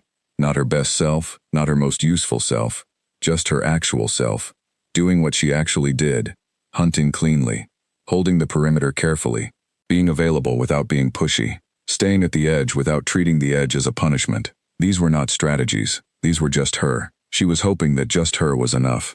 She was beginning to believe that just her was enough. On the afternoon of the heaviest snow day she had seen since arriving, the Alpha came and lay down not at the center of the shelter but at the edge, beside Rue, not touching, 3 feet away. She looked at the entrance, as Rue was looking at the entrance. She breathed, as Rue was breathing. They lay at the edge of the shelter together for the whole afternoon. No conversation, no declarations, no event. Just 2 careful animals who had been reading each other for weeks, lying in the same direction, breathing the same cold air, watching the snow come down. Rue held herself still, and she held the afternoon, and she did not make anything of it. She was learning not to make things of things, to let them be their actual size, which was sometimes very large, but always better held quietly than announced loudly. The Alpha was beside her. She was at the edge of the shelter, and the Alpha was beside her. That was the size of it, and she held it at its actual size. The pup was in the middle of the shelter with the yearlings, pressed in a warm pile, his arc-step leg folded under him at its crooked angle, sleeping deeply in the way of a young animal that has found its place in the world, and knows it, and rests fully in the knowing. She looked at him for a moment. She looked at the snow. She breathed. That night she had a dream. She rarely dreamed, or she did not remember her dreams, which was a different thing but felt like the same thing. But that night, in the shelter with the pack around her and the snow outside and the Alpha 3 feet away, she dreamed. She dreamed of the creek, the cold water, the dark. The pup's first night, his shivering, her body in the current, his weight against her flank. She dreamed it exactly as it had been, except that in the dream she could feel all of it more vividly than she had felt it at the time. The cold was more cold, the dark was more dark, and the weight of him was more weight, more real, more present. She woke in the early hours, and the shelter was quiet, and the pup was still in the middle with the yearlings, and the Alpha was still 3 feet to her left, and the snow had stopped. She lay in the dark, and she remembered the dream, and she let herself remember it fully. The creek, the beginning, the moment before she had known what she was doing or why. She thought, I am glad I went into the creek. She thought it simply, without argument or elaboration, the way true things sit when you finally stop arguing with them. She was glad she had gone into the creek. She was glad she had stayed in it. She was glad she had been moving north when she was moving north, and that she had caught the smell in the valley, and that her body had moved before she had finished thinking. She was glad for the deadfall and the river and the double oak and the clearing and the Alpha's eyes and the torn-ear female's deliberate nearness and the yearling's greeting and the cold afternoon in the shelter. She was glad for all of it. She lay in the dark and she breathed and she was glad. In the morning she got up and went out and read the snow-covered world and found it clear, and she went back inside and the pup was awake, sitting up, waiting for her, and she touched her nose briefly to his ear, the briefest contact, the lightest acknowledgement, and she moved past him and out again into the morning. He followed. They moved out into the white world together, and behind them the pack stirred, and ahead of them the territory ran north and east and wide, and the winter was still here but the days were already, barely, slightly longer, and the world was not done yet, and neither were they. Spring arrived the way it always arrives, not with announcement but with accumulation. The light first, the angle of it changing, coming in lower in the mornings, warmer in the afternoons, catching the snow at new angles and beginning to turn it from solid to suggestion. Then the sound, meltwater beginning in the distance, the creek she and the pup had started in suddenly audible again miles away, thawed and moving. Then the smell, earth, actual earth. Something she had not smelled since before the first snow, that deep layered smell of a world that has been held under ice and is now releasing everything it held. She moved differently in spring. She had always moved differently, less compact, more range, the limbs wanting more extension now that the cold was no longer asking them to conserve. She covered more ground in her morning perimeter runs. She found herself going further east than she usually went, reading the territory's spring changes, the deer movement shifting as the snow retreated, the new corridor openings, the places where the thaw had revealed things the snow had hidden. The pup ran with her more often now. This had been a gradual shift, so gradual she had not noticed it becoming the default until it already was. He had been running with the yearlings all winter, which was right, which was what young wolves do. But in the mornings he was increasingly with her, not instead of the yearlings, alongside, ranging with the yearlings and then finding her at the perimeter and falling in for the last mile of the check. She had not encouraged this, and she had not discouraged it. It had become the pattern. She thought about the pattern sometimes. She thought about what it meant that he had a pack now, a proper pack with the social structure and the hunting formation, and the winter warmth of many bodies, and that even inside that pack he sought her out in the mornings. She thought about this with something between pride and a careful, watching feeling she could not fully name. He was choosing her. He had always been choosing her. Since the first morning when he came out of the deadfall and walked in the direction she walked, he had been choosing her at every point where he could have chosen otherwise. She held this, very carefully, at its actual size.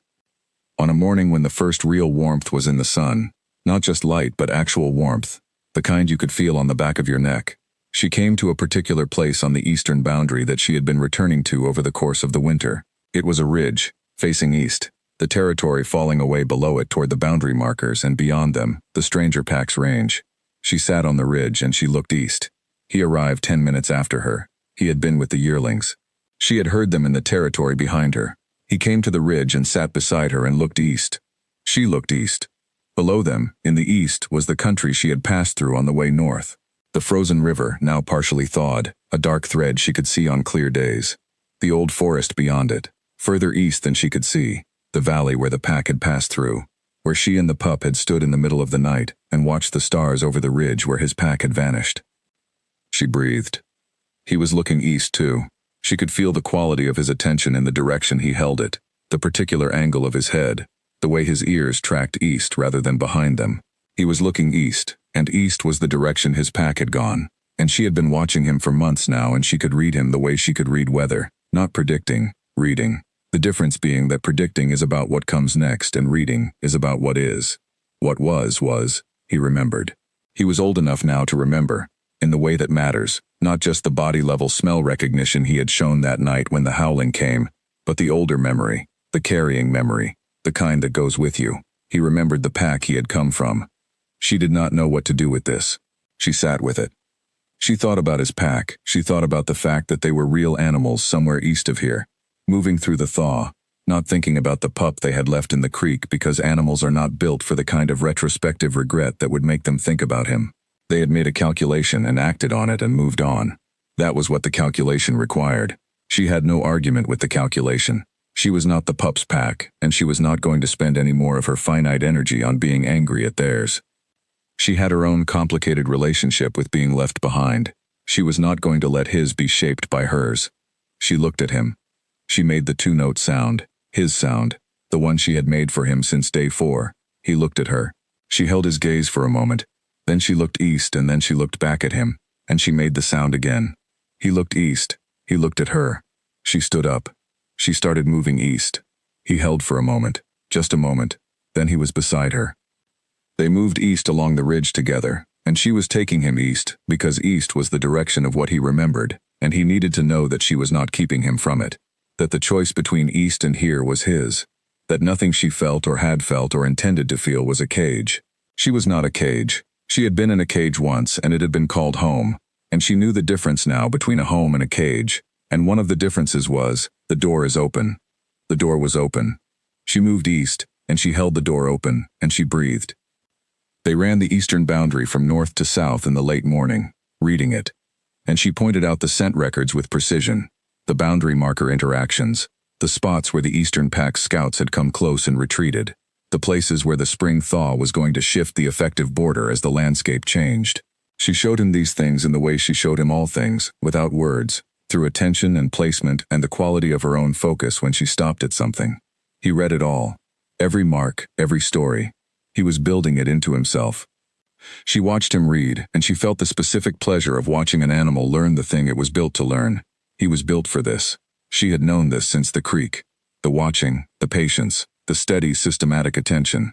He was built for knowing a place thoroughly, for being the animal who reads the territory the way no one else reads it, for being useful in a way that would only become clear over time, and would not always be visible, and would matter the whole time anyway. He was going to be a reader of worlds. She could see it. They came back north along the boundary in the early afternoon, and arrived back at the main territory, with the warmth of the day at its peak, the snow pulling back from the south-facing slopes, revealing the brown mat of last year's grass, with the green of new growth beginning underneath.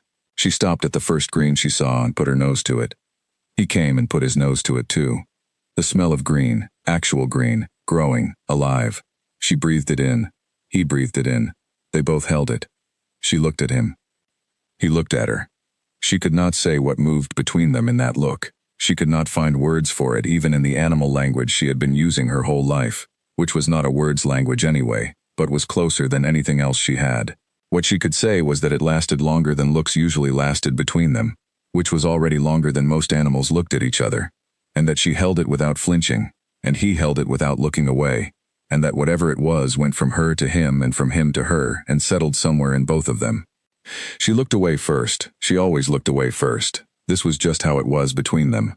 She moved north, toward the sound of the pack. He stayed for a moment beside the first green of spring, then he followed. They went back to the pack together.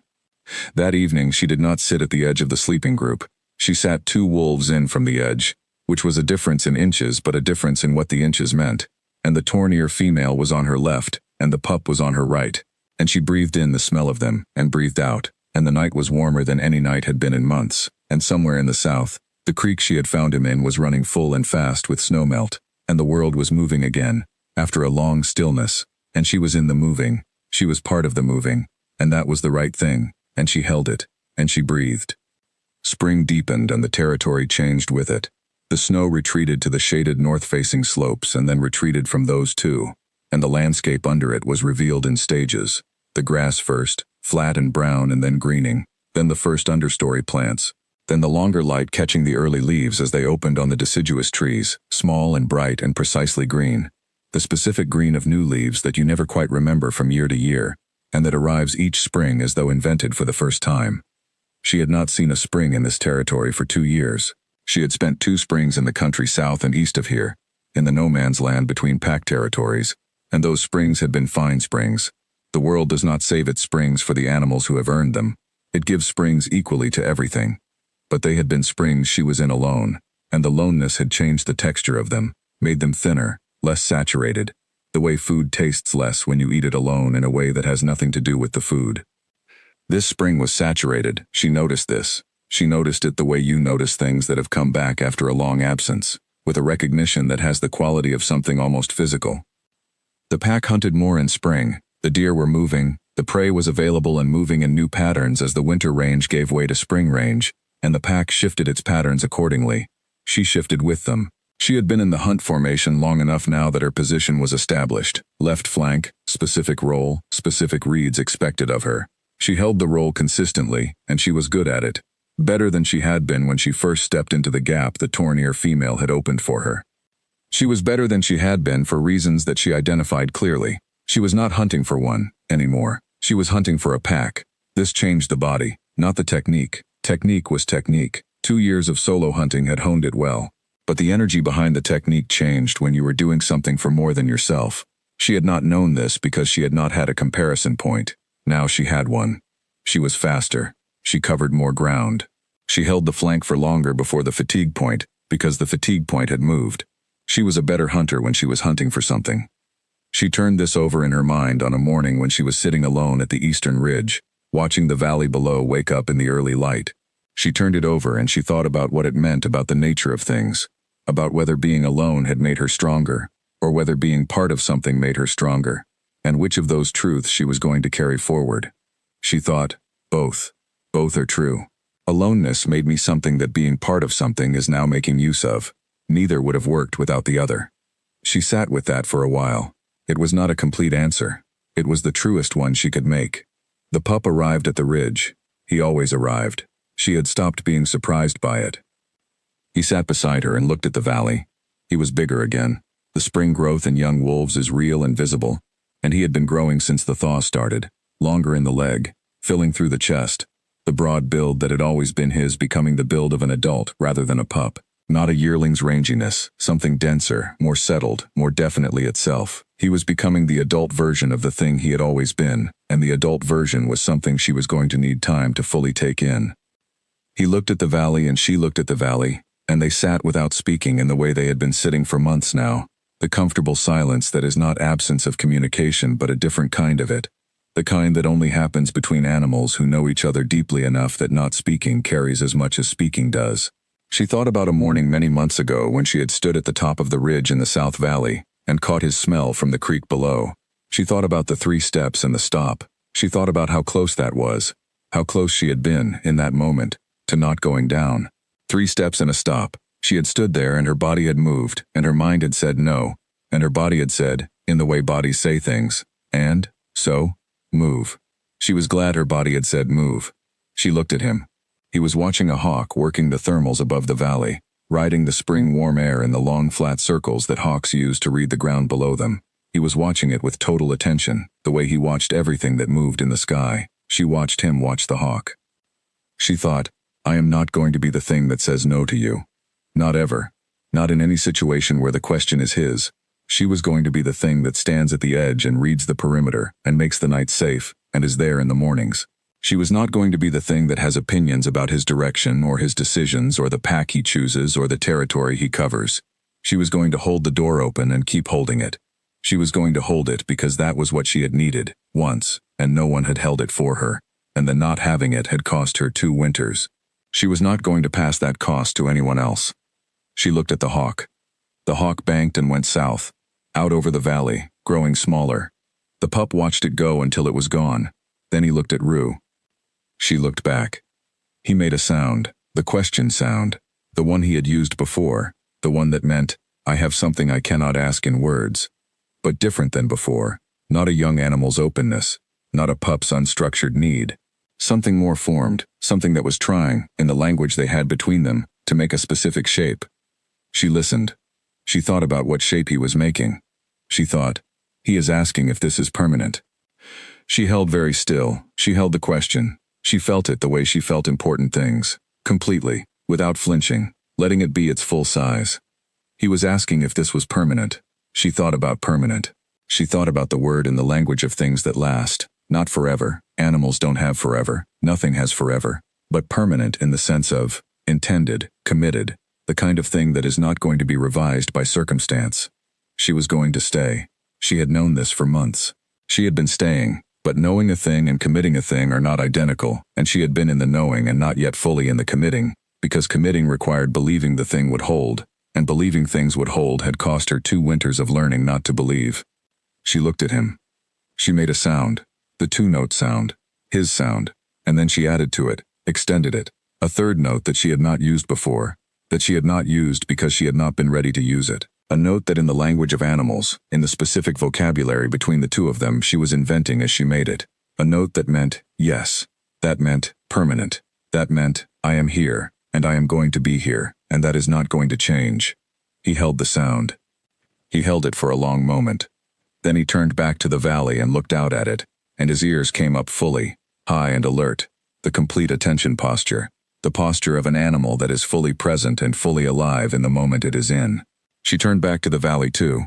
They sat in the spring morning on the eastern ridge and looked out at the world that was opening below them, green and clear and full of movement, and she breathed and he breathed, and behind them the territory ran north and west, and ahead of them the valley ran east and south, and they were inside all of it, and the morning moved on, and the hawk came back on a different current, and the pup tracked it, and she watched him track it, and she breathed, and that was enough, and that was everything, and that was exactly the size of what it was. There was a wolf named Owen. He arrived at the territory boundary on a cold morning in late spring, alone, and the pack read him before they saw him. The scent of a lone male, young, no pack affiliations, healthy, moving west. The pack's reaction was the standard reaction to a lone wolf at the boundary, watchful, positioned, neither aggressive nor welcoming, waiting for the lone animal to declare its intention. His intention was clear almost immediately. He stopped at the boundary and sat down and made a call that was, in the specific vocabulary of territorial interaction, approximately, I am here, I am alone, I am not a threat, I would like to be read. The alpha went to the boundary. Rue went with the second group, the Tornir females group, and held her position. She read Owen from a distance. He was young, perhaps 2 years, with the specific quality of energy that young males have when they are not yet fully confident of their own size, a held-back quality. A checking before committing quality. He was not aggressive. He was nervous. He had been alone long enough that nervous was written into his posture. She knew that posture. She had worn it herself. The alpha's assessment was long and careful. She circled the boundary, reading his markers, his health, his energy. She came back to the pack. She went back to the boundary. She circled again. Owen held still through all of it, with the patience of an animal that understood this was the process, and was willing to submit to the process completely. The pack did not drive him off. He did not join that first day. He was left in the boundary zone, the specific liminal space between accepted and expelled that Rue knew intimately, the space where the decision was still being made. He settled there. He did not press. He understood the space and held it correctly.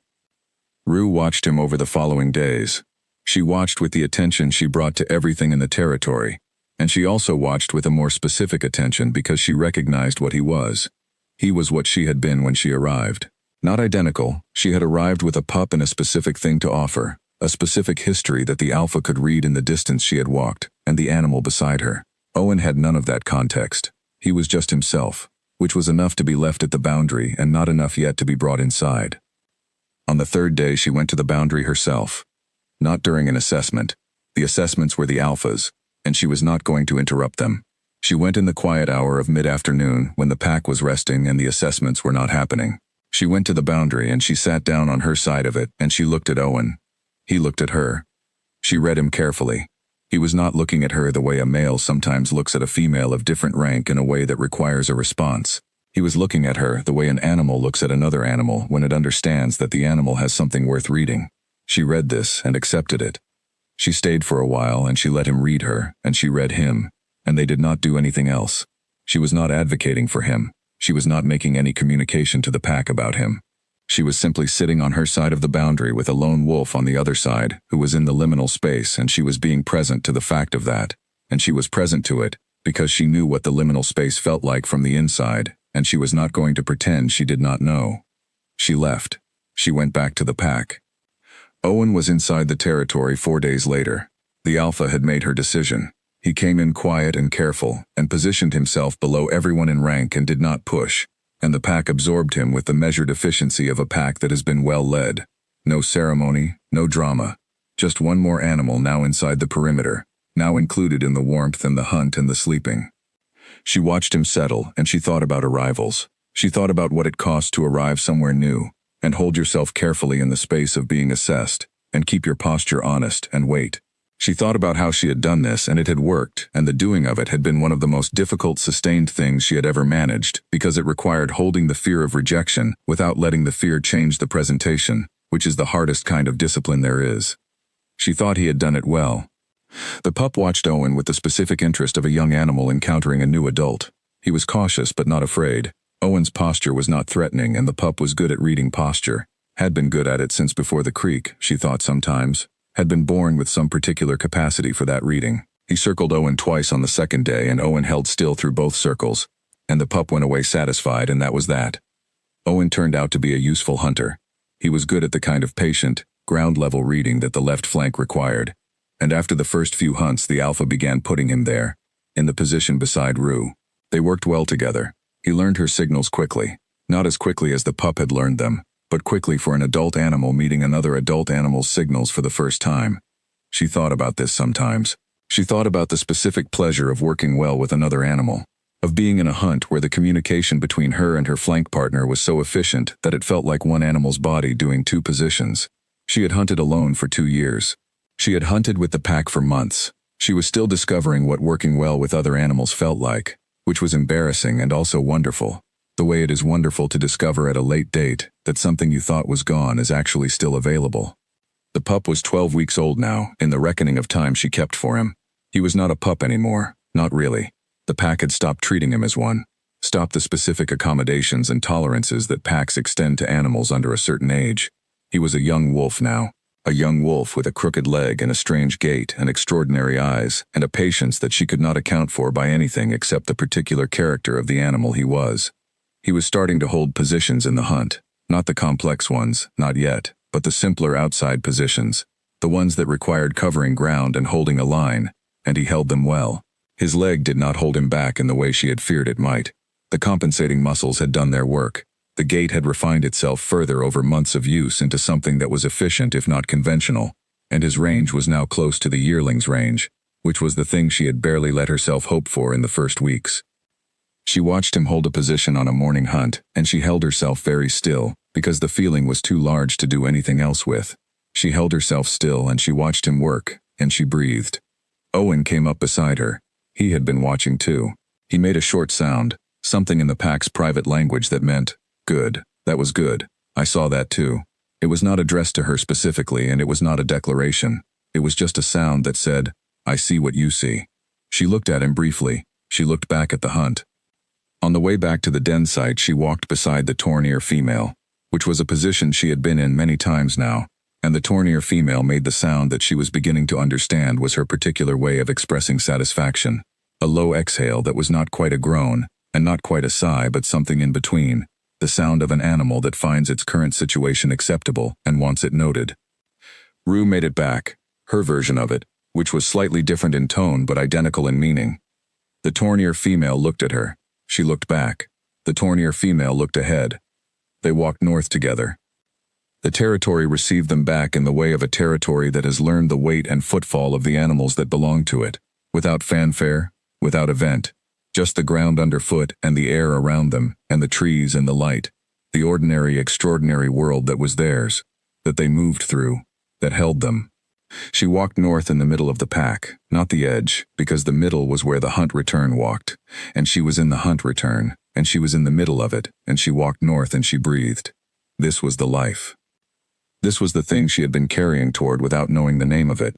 Through the creek and the cold and the 100 miles and the clearing and the long winter and the spring and all of it, the whole long country of it. This was the life. She walked north, and it was enough, and it was everything, and it was exactly the size of what it was. Summer came. It came with the specific generosity of a summer following a hard winter, fuller, more insistent, the light longer and warmer than expected, the grass thick and high, the territory transformed into something almost unrecognizable from its winter self. She spent the long evenings learning the summer version of the place she had come back to, mapping it with the same systematic patience she had brought to the winter mapping, building the warm weather version of the picture she had been building since she arrived. The pack's summer rhythm was different, more rest in the high heat of the afternoon, earlier morning movement. The den site moved slightly, the pack adjusting to the new temperature landscape, finding cooler positions in the shade of the north-facing slopes. She adjusted with them, the new patterns going into her body where all pack rhythms lived, below the level of decision.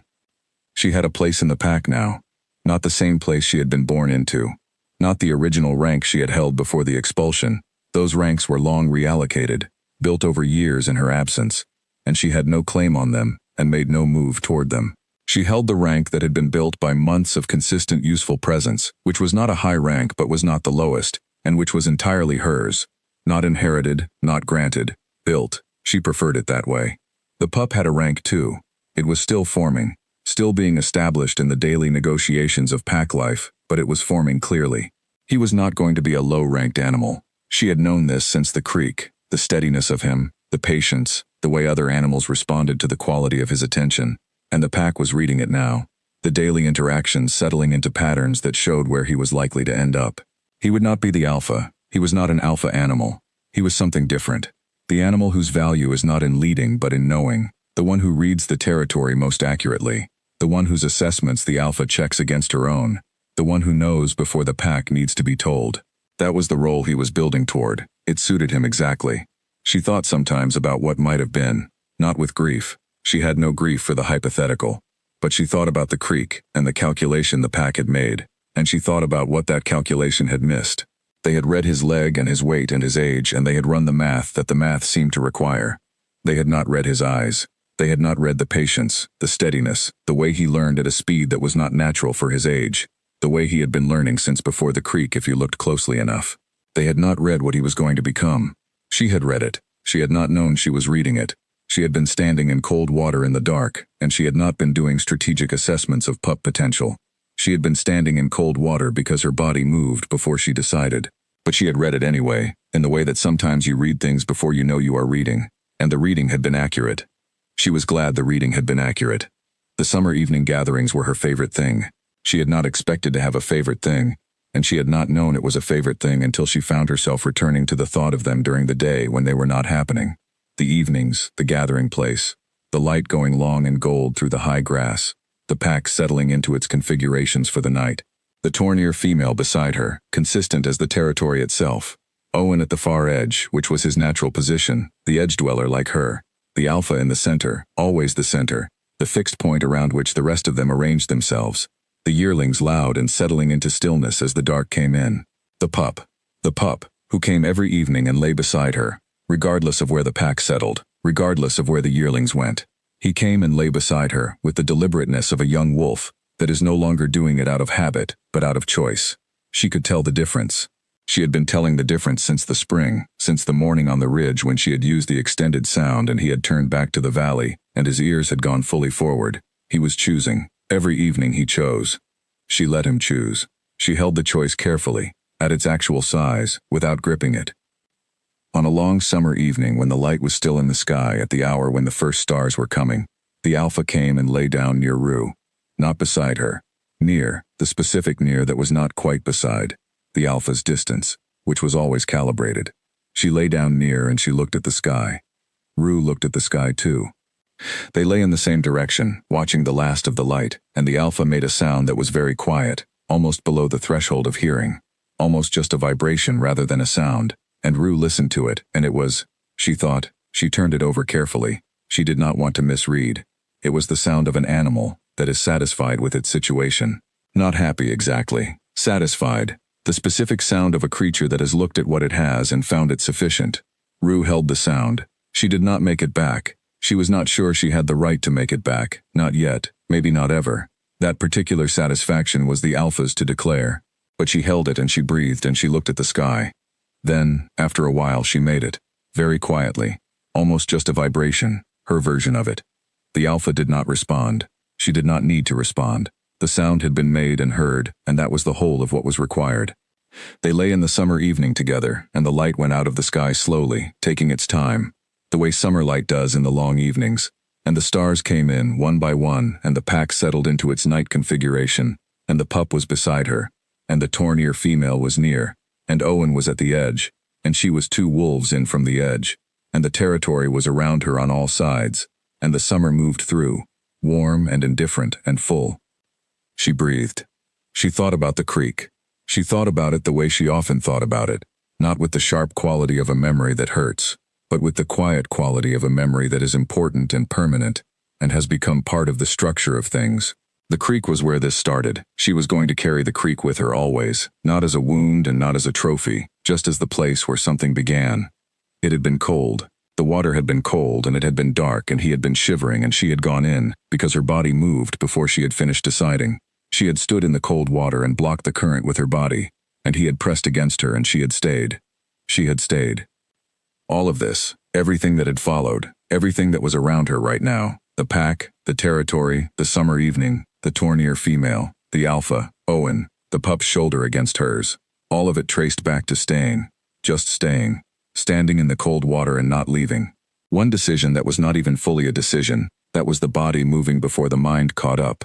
That was some old instinct doing what old instincts do, moving toward warmth, toward life, toward the thing that needed to be stood beside. She had not known, standing in that creek, what she was moving toward. She knew now. She breathed, in and out. The night was warm and the stars were bright and the pack was around her and the pup was beside her.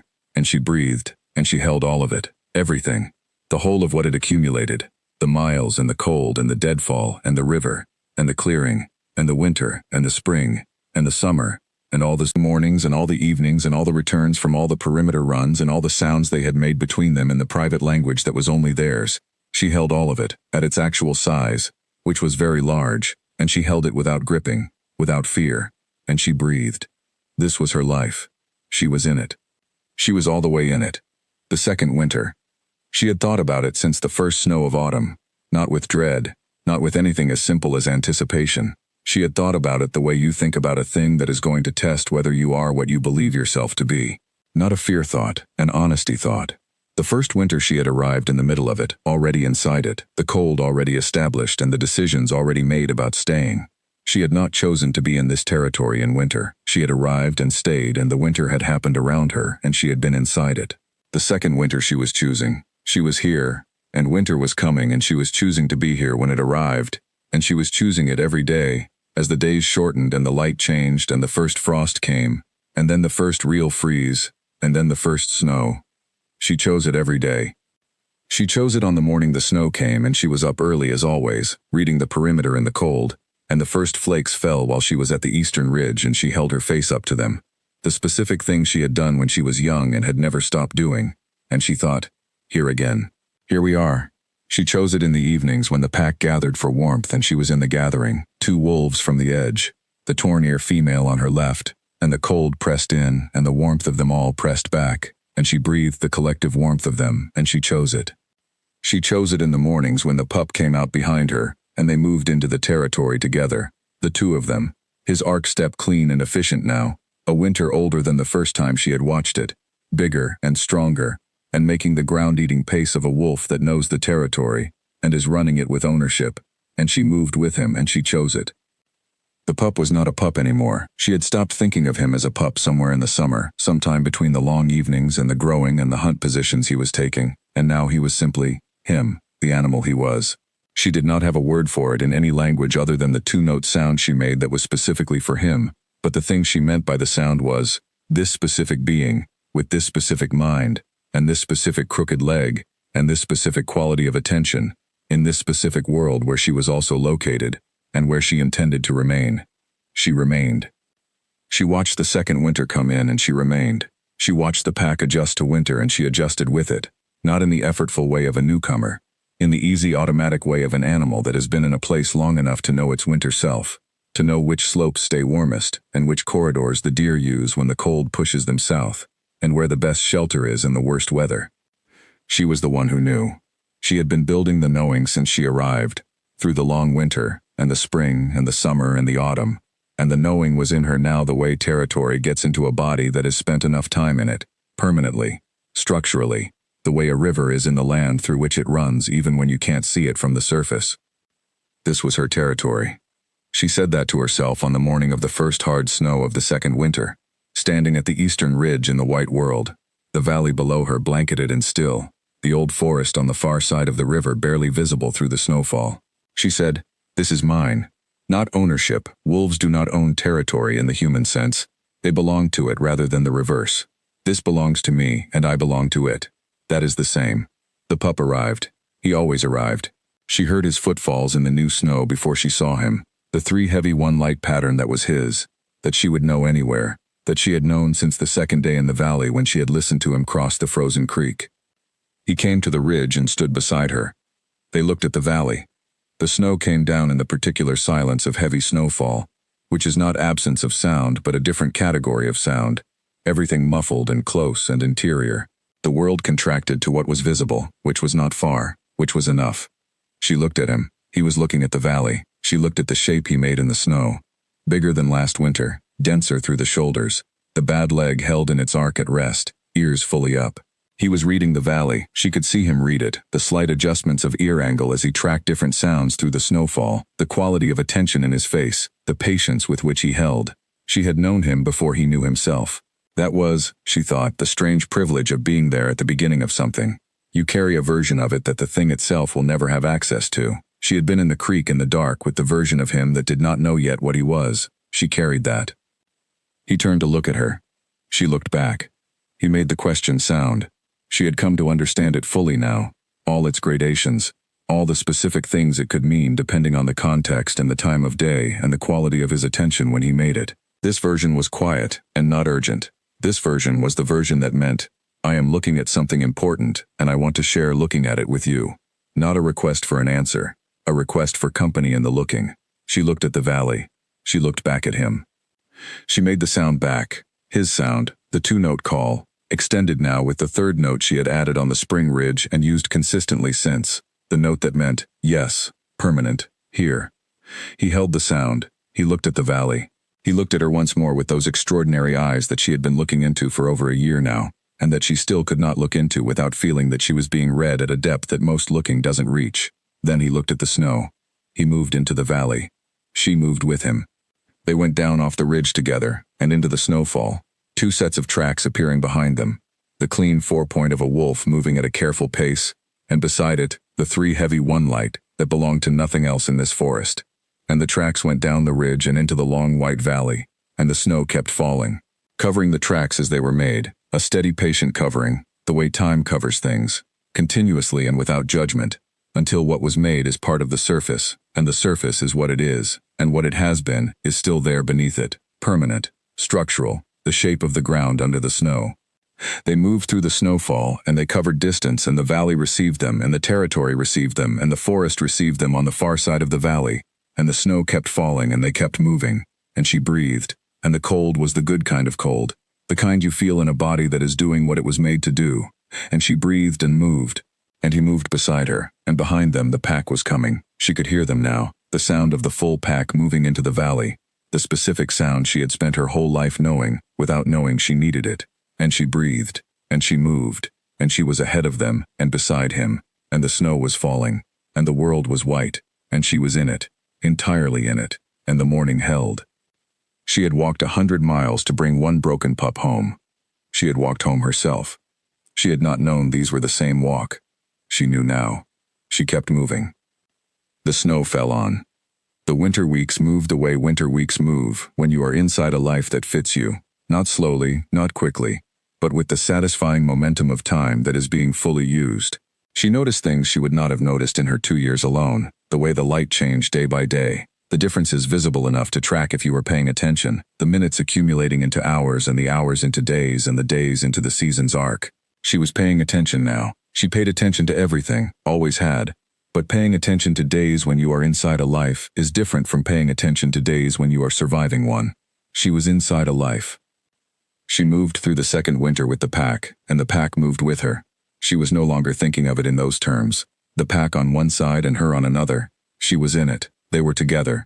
The division was not the division she had maintained for the first months, but something else now.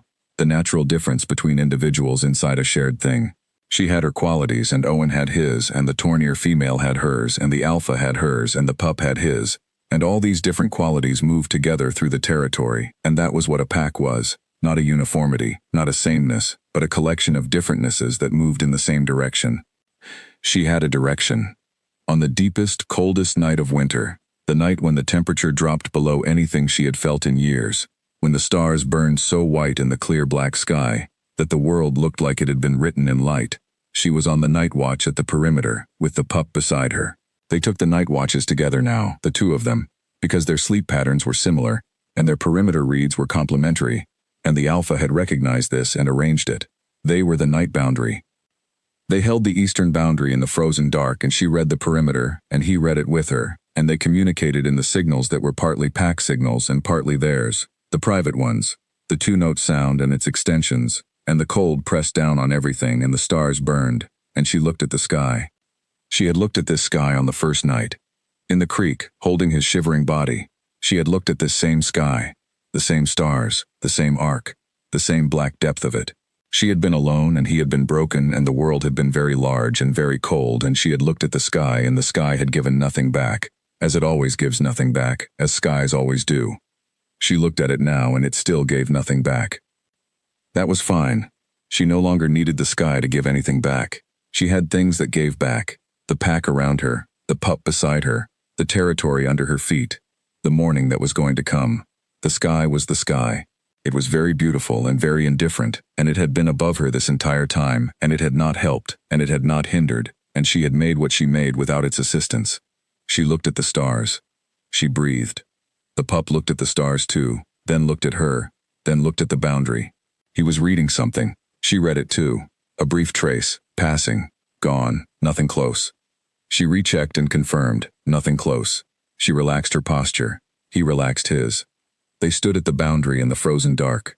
She thought about what she would want said of her life. If lives were the kind of thing that got said. She would not want it said that she was brave, because she did not believe bravery was the right word for what she had done. Bravery suggests you overcame the fear, and she had not overcome anything. She had simply moved through, with the fear present, not because she was unafraid, but because the moving was more important than the being comfortable.